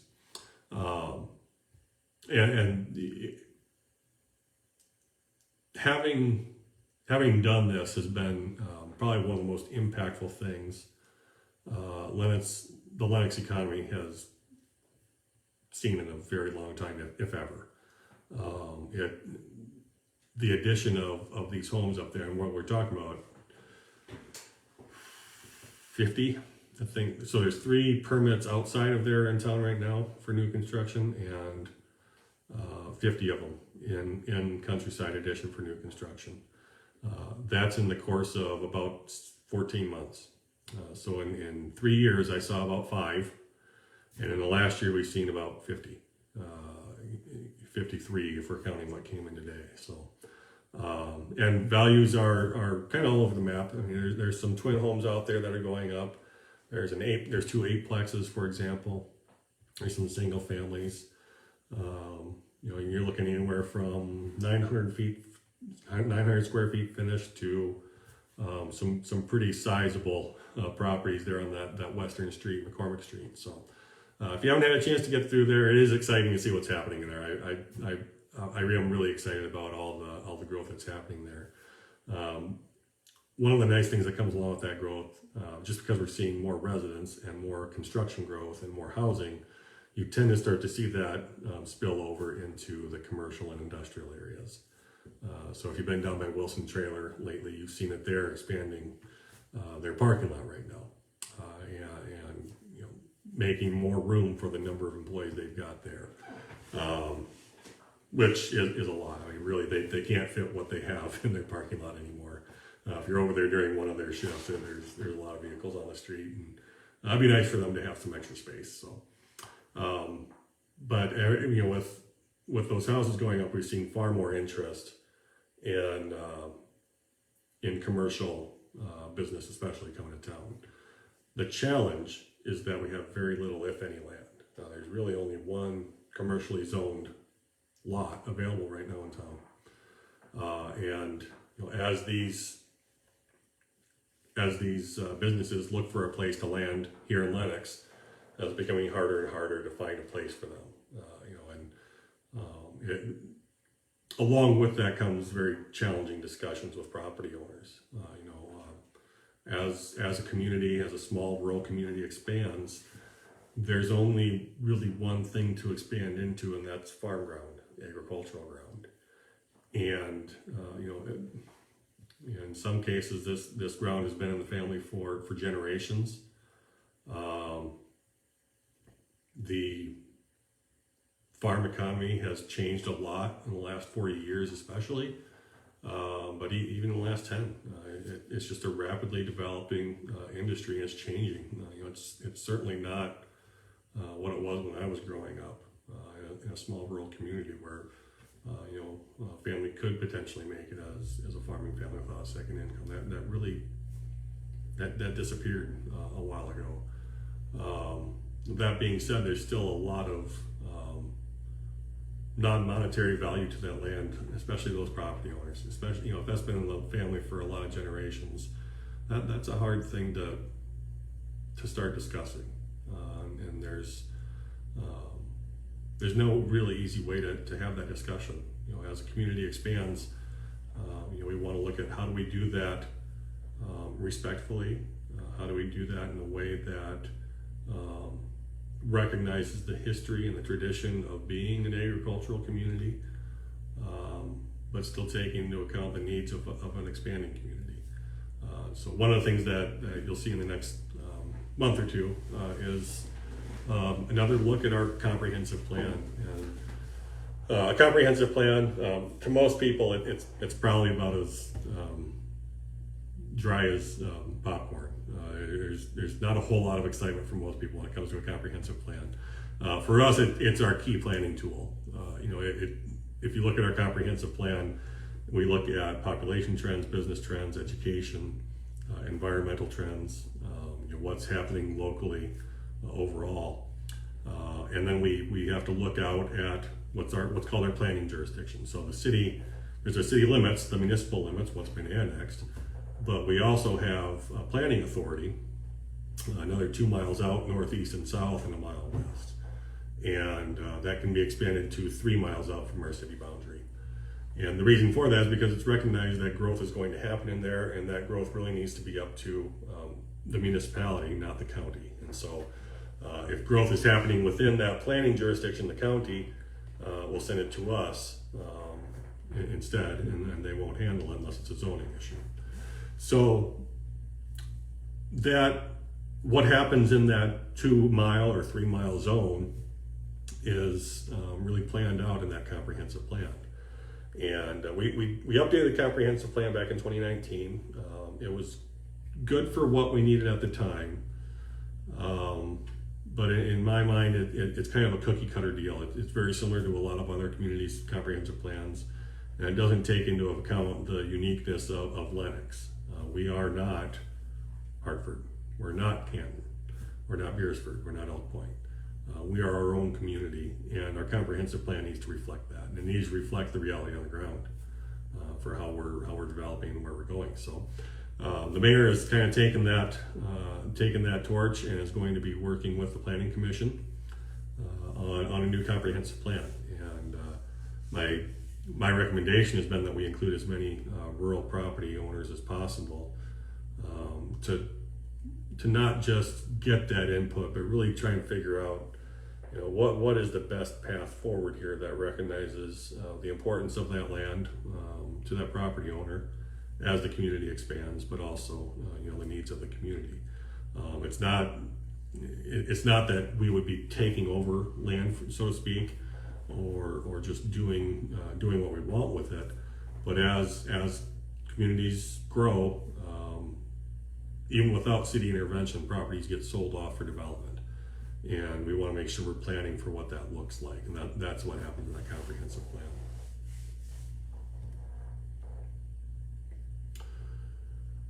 Jim asks, how hard or easy is it to draw a new business to Lenox? Oh, boy.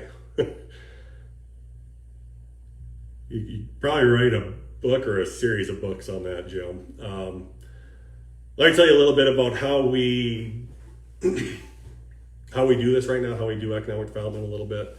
So the city of Lenox, we have a line item in our budget for economic development, and that really goes to the Lenox Area Development Corporation for the most part. There's a few other things that we belong to, programs and memberships that I have as city administrator that we take out of there, community organizing events, those kinds of things. But by and large, that line item in the budget is set aside for the Lenox Area Development Corporation.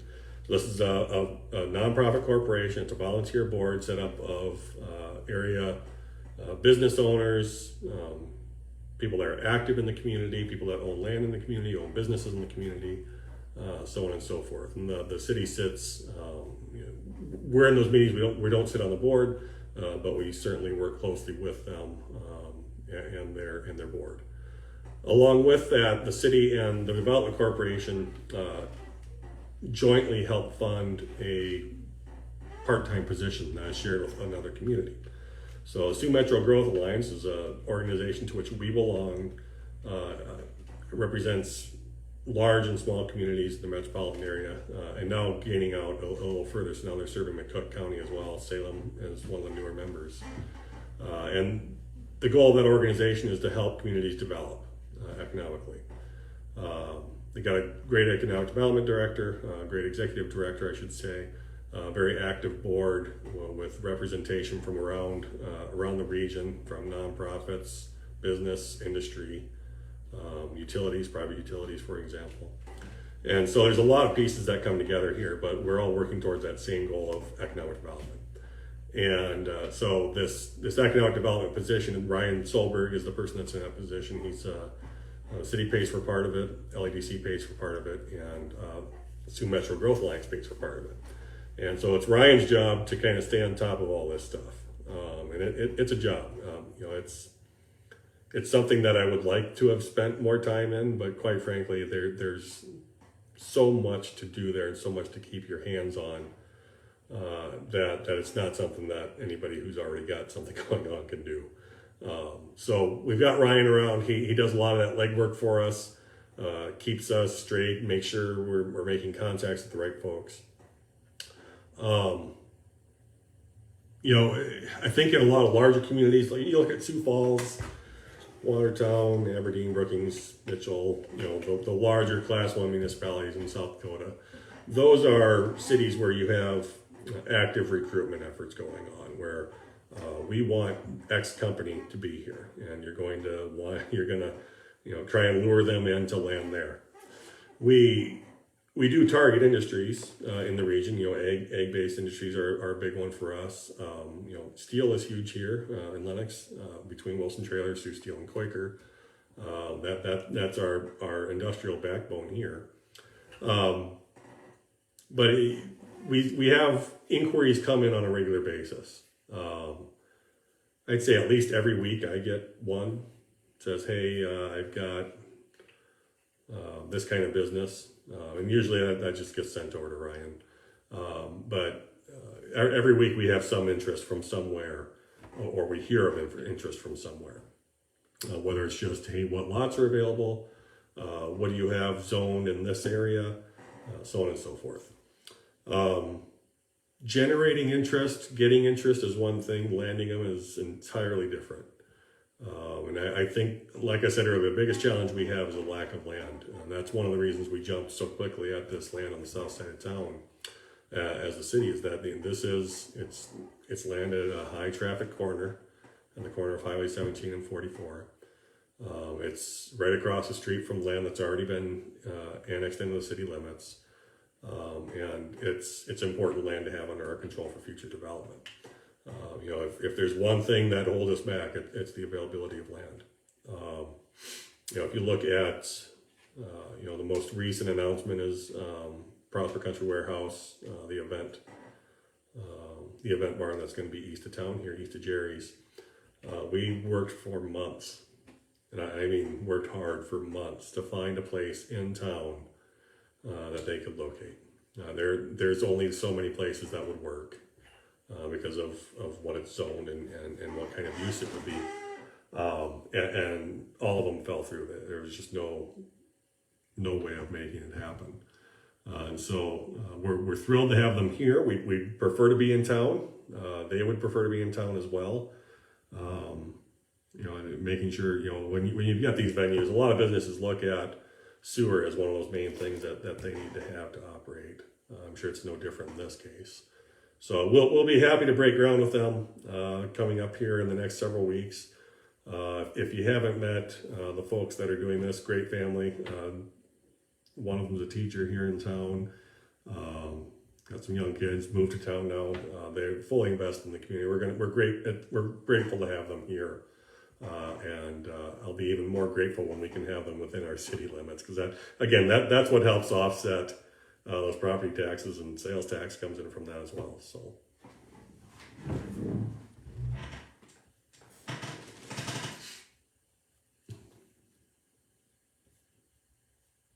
Don't think I'm missing any comments or questions here yet, but I'll stick around for a while yet if there's any more that people want to ask.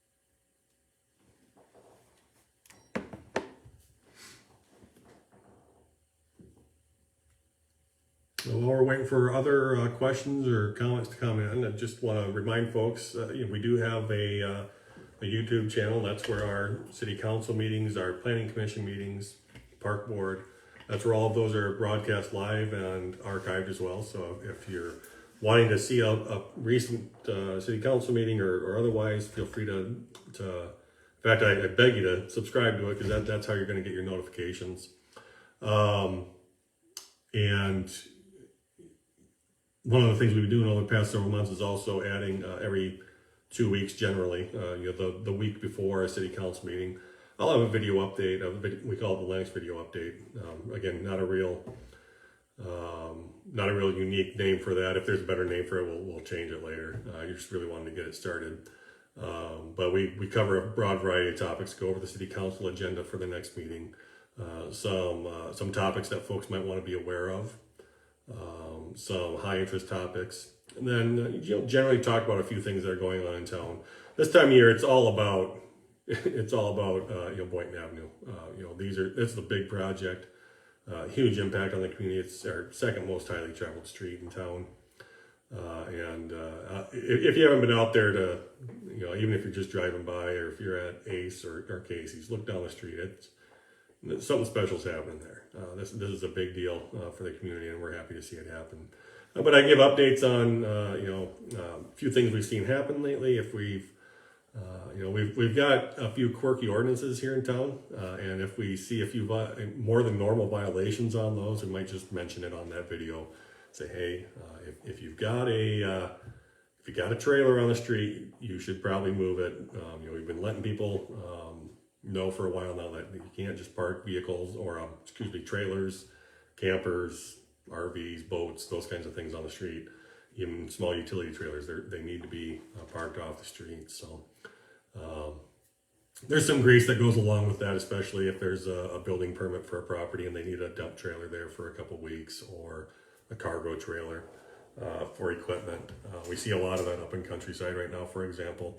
And we try and work with folks as that's happening. Blocking sidewalks is a big one. So if you're parked across a sidewalk at your house, even though it's in your driveway, if you're blocking a sidewalk, that's actually a pretty sizable issue for us. We see it happen a lot.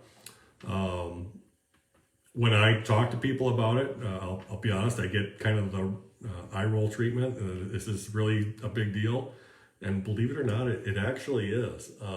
We've had, I can think of probably 3 people in the past couple of years that have been injured by a vehicle sticking out or completely blocking a sidewalk. It's a barrier, and you want to make sure you have that free passage for pedestrians, especially folks that have some mobility issues. Those sidewalks are really important to their safety. So if you're occasionally parking across a sidewalk, blocking it for any significant amount of time, rethink that. It really is important to a lot of people to have that open. And it's really important to your neighbors to be able to walk safely on sidewalks instead of in the street. So, let's see here. Casey Volker asked, how did the dogs at the pool event go? Sorry if that was already asked. It wasn't. I'm glad you asked though, Casey. This is the first year we did our pooch battle here in town. We had, I'm not going to say it went great. It was a night of one of our city council meetings, so I had to leave, half hour, 45 minutes into it. My dog had a blast. He thought it was fun. Olaf, the jumping dog. I don't know if anybody knows Droge's dog, Olaf. He's been in the paper a few times. He enjoyed it. It was a lot of fun, and these events always are. If you've ever been to one of these, it really is fun to watch these dogs play around in the pool, and it's probably a lot less fun for our crew to clean up the next day. But folks were good at cleaning up after themselves. As far as I heard, we had zero issues in terms of dogs getting along. The big thing for us is we want to make sure folks have licenses, dog licenses. It's really important public health measure to make sure that people are getting their dogs vaccinated, especially for rabies, and getting a license here in town. And it's an easy thing to forget to do. I've done it. I've forgotten to get it in January and had to get it late. It's an easy thing to forget about, and I'm here every day. I mean, so we get it, but if you have a dog, get it licensed. Get those vaccinations, get it licensed. I think we will continue to do this. I want to continue to build some excitement around it. It doesn't require a whole lot from us on the front end. It just requires some cleanup on the back end. What I'd like to do in the future, and this is probably a long ways out, but I would like to use this as a fundraiser for a future dog park. That's where I first came across this was when we were living in Sioux City. Those of you who know me know I have German Shorthair. Two of them until this past winter. I had 2 German Shorthairs, and anybody who knows German Shorthairs know that they just need a lot of running and a lot of swimming. And so we were at the dog park all the time in Sioux City, and it was something great. It was a great way to connect with people in the community and meet other like-minded people that love dogs. And as many dogs as we have here, even though not many of them are licensed, I'm serious, it's like 40 dog licenses in the whole town. Even though we've got a lot of dogs here, and I think we get a lot of use out of a dog park. I don't have a location for it. I don't have any funding for it. But I think, starting off this pooch battle as a way to start raising money for it next year, I think we can start building some excitement here. And, eventually we'll make this happen. I think it'd be a pretty cool thing for the community. Becky asked, is Flowers by Bob's in city limit? Where exactly is their overall city limit?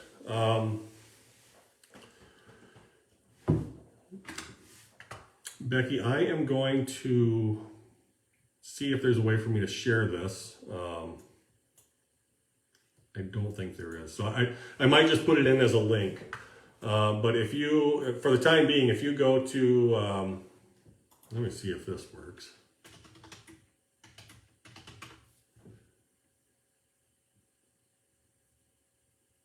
Now, if you go to lincolncountysd.org, you're going to see a link on the bottom right-hand side. We have our own GIS, but it's. I'm not going to try and explain the URL or tell you what the URL is here. If you go to lincolncountysd.org, they've got on the bottom right-hand side of the screen, I think, is a link for interactive maps. And if you choose either of those, it'll bring up a map of the county, and you can zoom in on Lenox. What you see in yellow is going to be what's in city limits. So there's very little east of Highway 17 that is annexed. Just a little. It's oh gosh, I'm not sure how many acres this is even.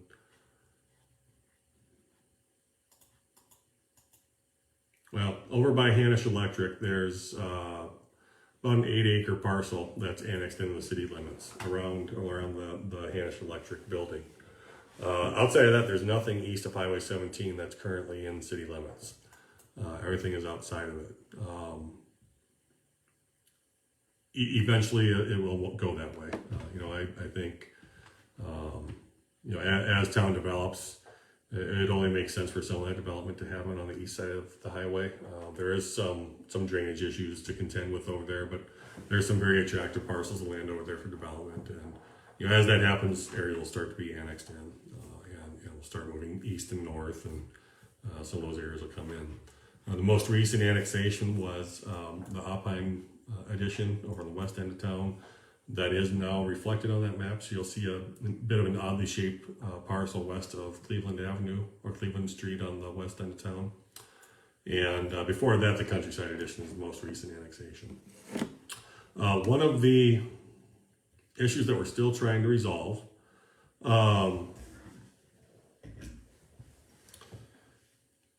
I want to say it was back in January or February. I was at the county courthouse and I had a number of meetings that day and happened to stop in to see the planning and zoning director.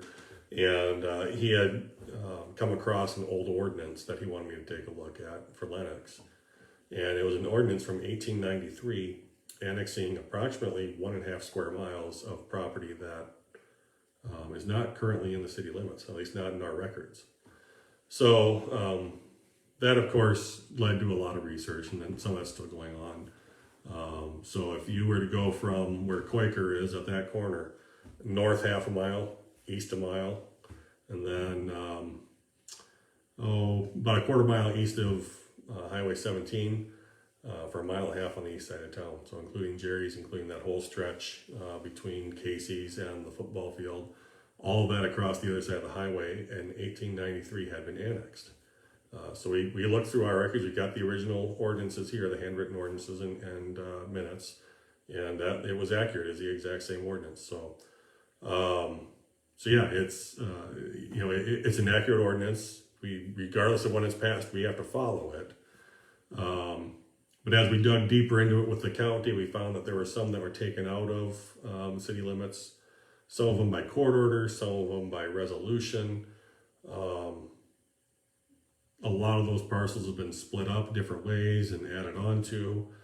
So there's a lot of stuff to do there. You have to figure out exactly where these lines were, exactly what was taken out of the annexation, and then how it was taken out of the annexation. Because one of the issues that we come across here is that an ordinance that's an act of law by a city council. Until it's taken off the books, it exists. Now, annexation ordinances are a little bit different. They're not recorded in your book of ordinances. They're simply an ordinance that you pass. Some of these properties were taken out of this annexation by resolution, which is not, a resolution doesn't have the same effect that an ordinance does. It's not the same thing. An ordinance can't, or a resolution can't overrule an ordinance. So, once we figure out exactly what happened with which parcels of land and when, then we're going to have to go back and figure out, okay, how was it taken out? And the city council is going to have to decide, do they want to recognize that de-annexation, I guess is what you would call it, or do they want to act upon that annexation? We don't have a recommendation at this point. We're still doing a lot of research on it. We're waiting for some stuff to come back from Stockwell Engineers on some legal descriptions and figuring out exactly which parcels ended up where. Once that's done, we'll have a little bit better of a roadmap here. But right now, only one little piece of only 8 acres east of Highway 17 have been annexed. But yeah, back in 1893, sure enough, this ordinance went through. There's no real discussion in the minutes about why they decided this was the right thing to do at that time. My guess is that it probably had something to do with the railroad. Everything really did then. The town was only 4 years after incorporation as a town in South Dakota, 4 years after statehood even. So it's hard to say exactly what was on their minds and why they did it that way. But they did, and so we have to honor it until we pass something else. So.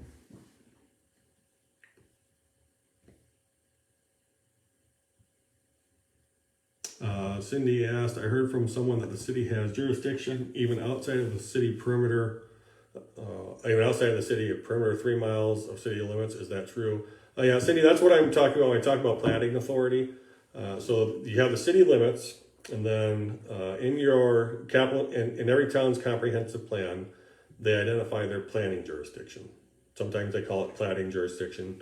It's really interchangeable. The city of Lenox right now goes 2 miles out east, north, and south, and 1 mile out to the west,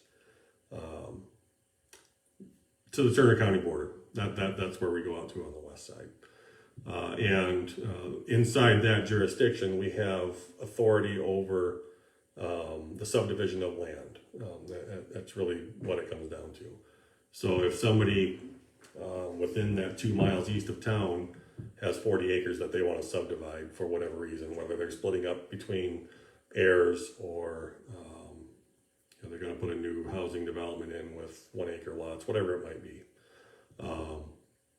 they have to come to the city for that and not the county, even though it's not in the city limits. That's fairly normal in the municipal and county world. It's something that's allowable under state law. And the reason they do that is because it's recognized that communities have to plan for their growth. Whether that's going to happen tomorrow or 10 years from now or 50 years from now, they have to have control over that growth. And so that's done with that planning jurisdiction. And then what we have on the backside of that is subdivision regulations, which are essentially ordinances, but they're ordinances specifically for the subdivision of land. What has to happen if you're going to do an actual subdivision, like a residential subdivision, what steps you have to go through. It's very prescriptive. And even a plat, if you're just dividing land and selling off 5 acres of your property. If you're in town, it's fairly simple. You just prepare the plat, you get input and corrections from me and the city engineer, you send it in again, we sign it, we give it to you, you go to the county courthouse and record it. It's pretty simple. If it's outside the city limits, it has to go through the planning commission, planning and zoning. It has to go through the city council for a vote as well.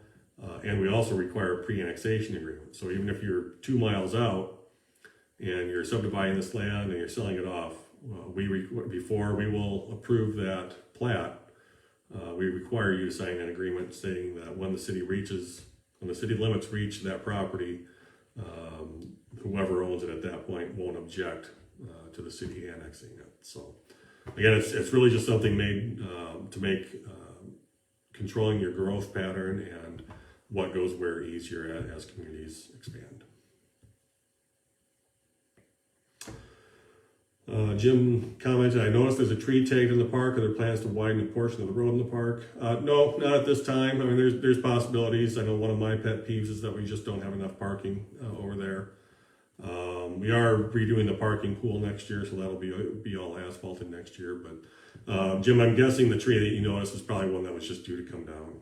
We had a lot of trees come down in the storm last August, of course, and the tornado came through town with those high winds. We didn't lose a ton of trees this year with the number of windstorms we've had, and quite frankly, a pretty crazy winter of wind. But we did lose tops on a number of trees, and they just haven't recovered very well. So I can't remember if it was this week or last week. We had a tree contractor from here in town, Total Tree, took care of some trees for us that just needed to come down. Whether they're in poor shape or just dead altogether, I think they did a couple at the museum as well. So.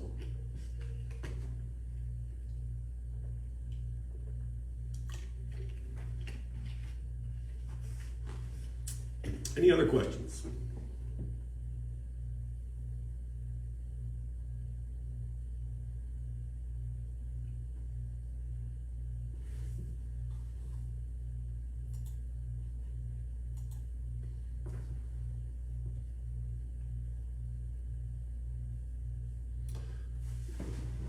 Another question from Jim. I've heard that Lenox police have been seen in transfer for non-emergency situations.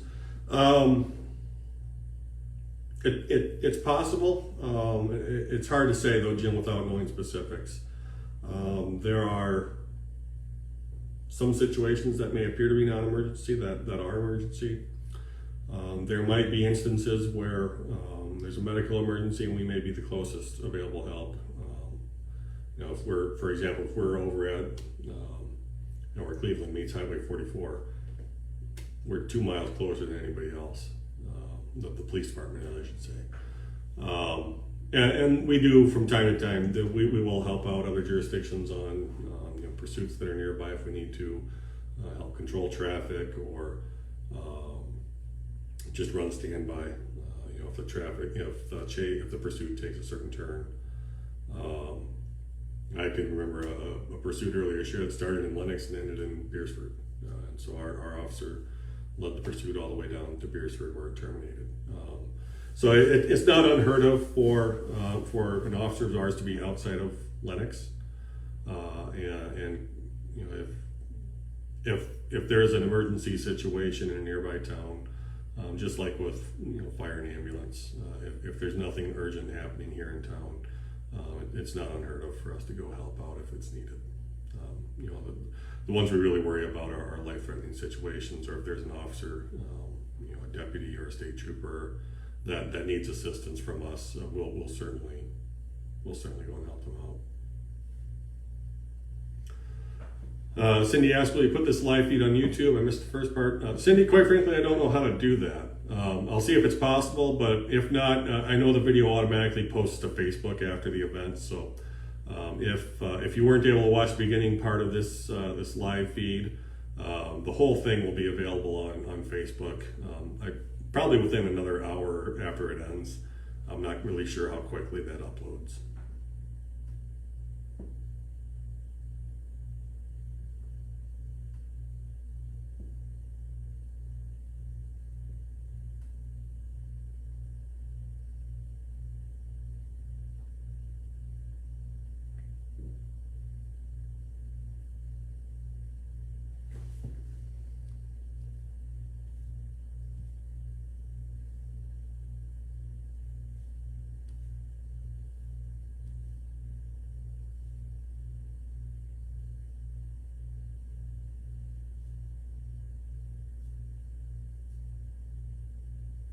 Any other questions, comments that I can answer today? Still got about 30 or so people on, so if anybody has anything, feel free to chime in and I'll do my best to answer it.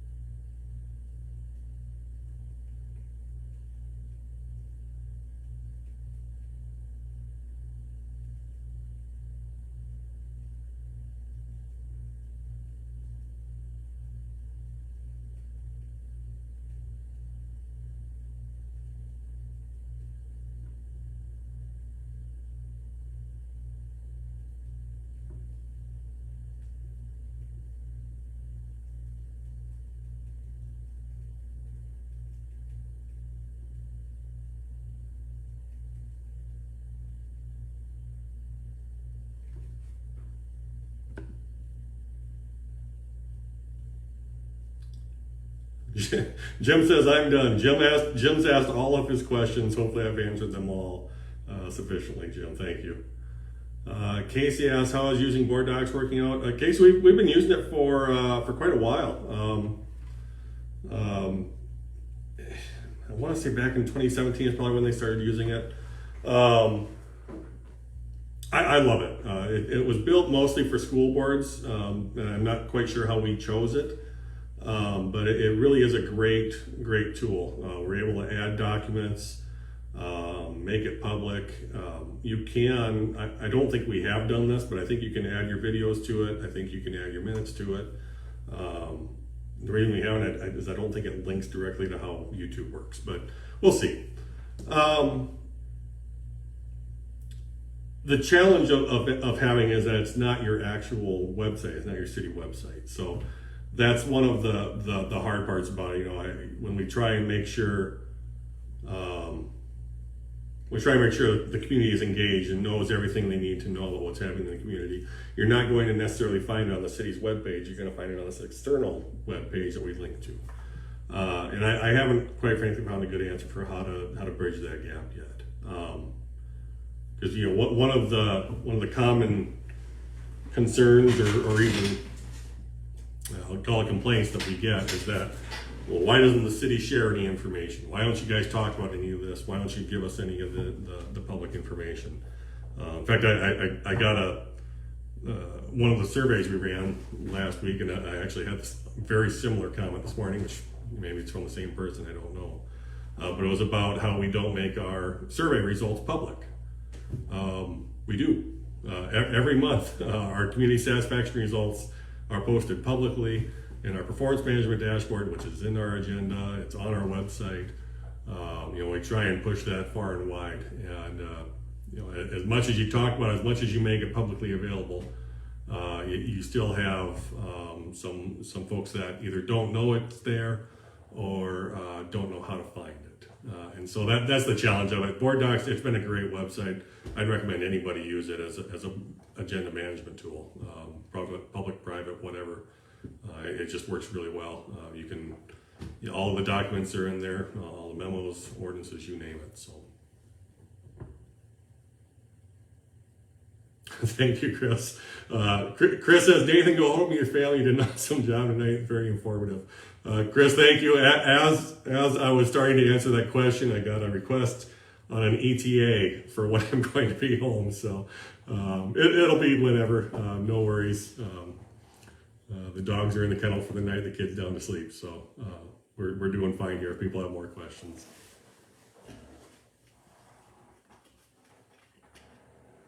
Thank you, Cindy. Thanks, Brian.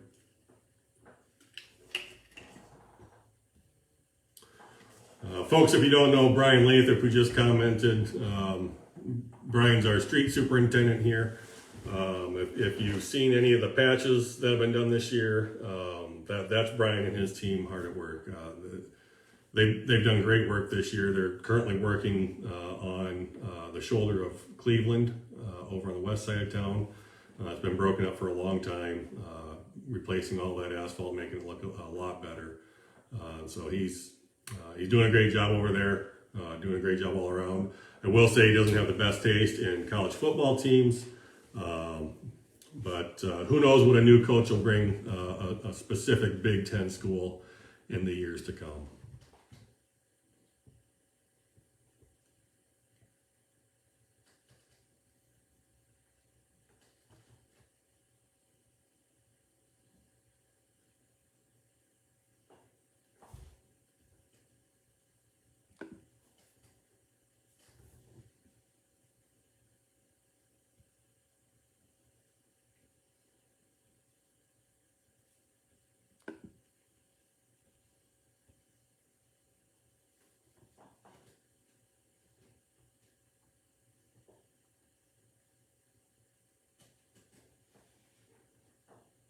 Any other questions I can answer tonight?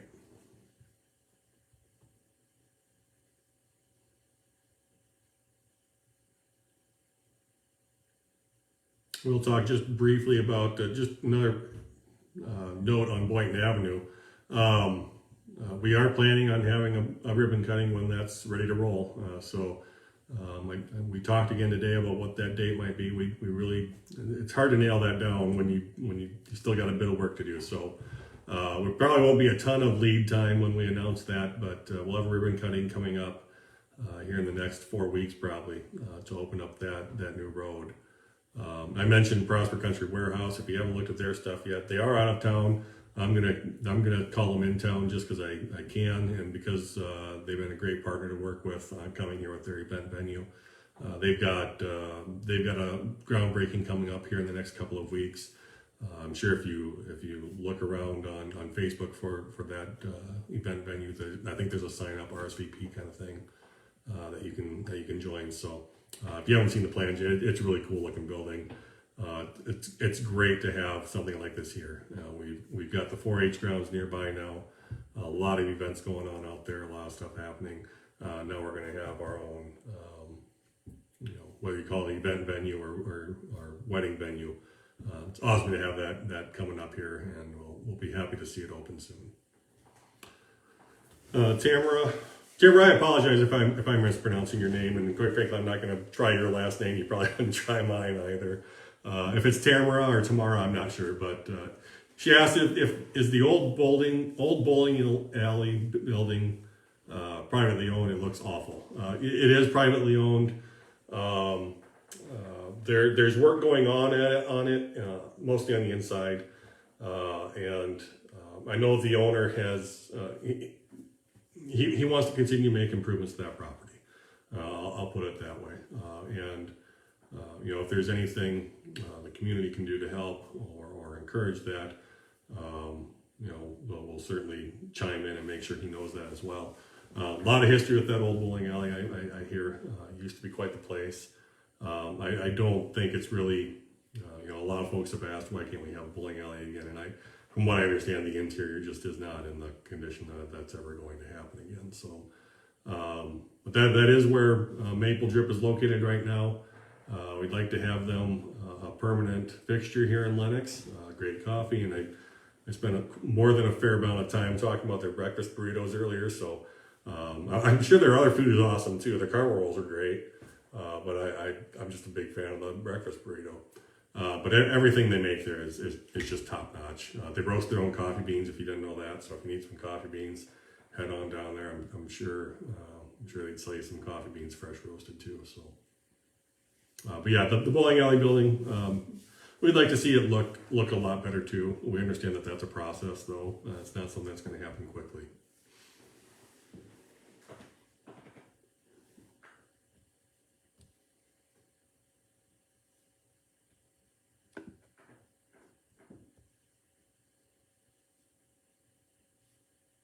Anything else I can help answer tonight?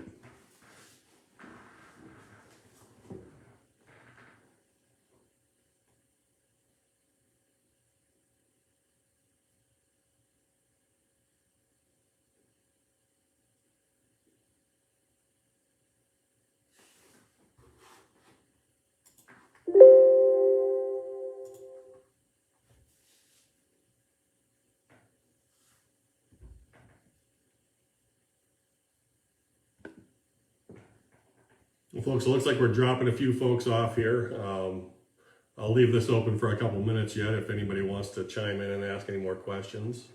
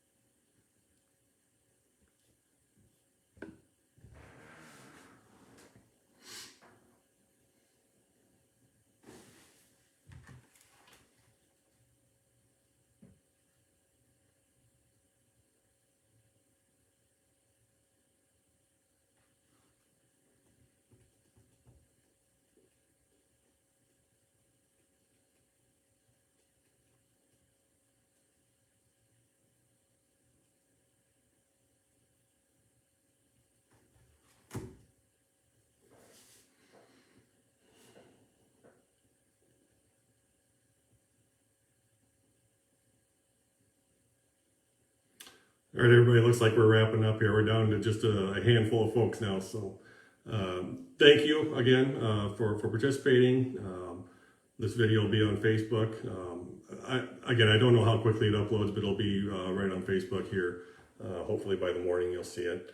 If you missed any of it, want to follow up on anything, I'll try and follow up on any questions, make sure I post a few links, make some other info available as needed.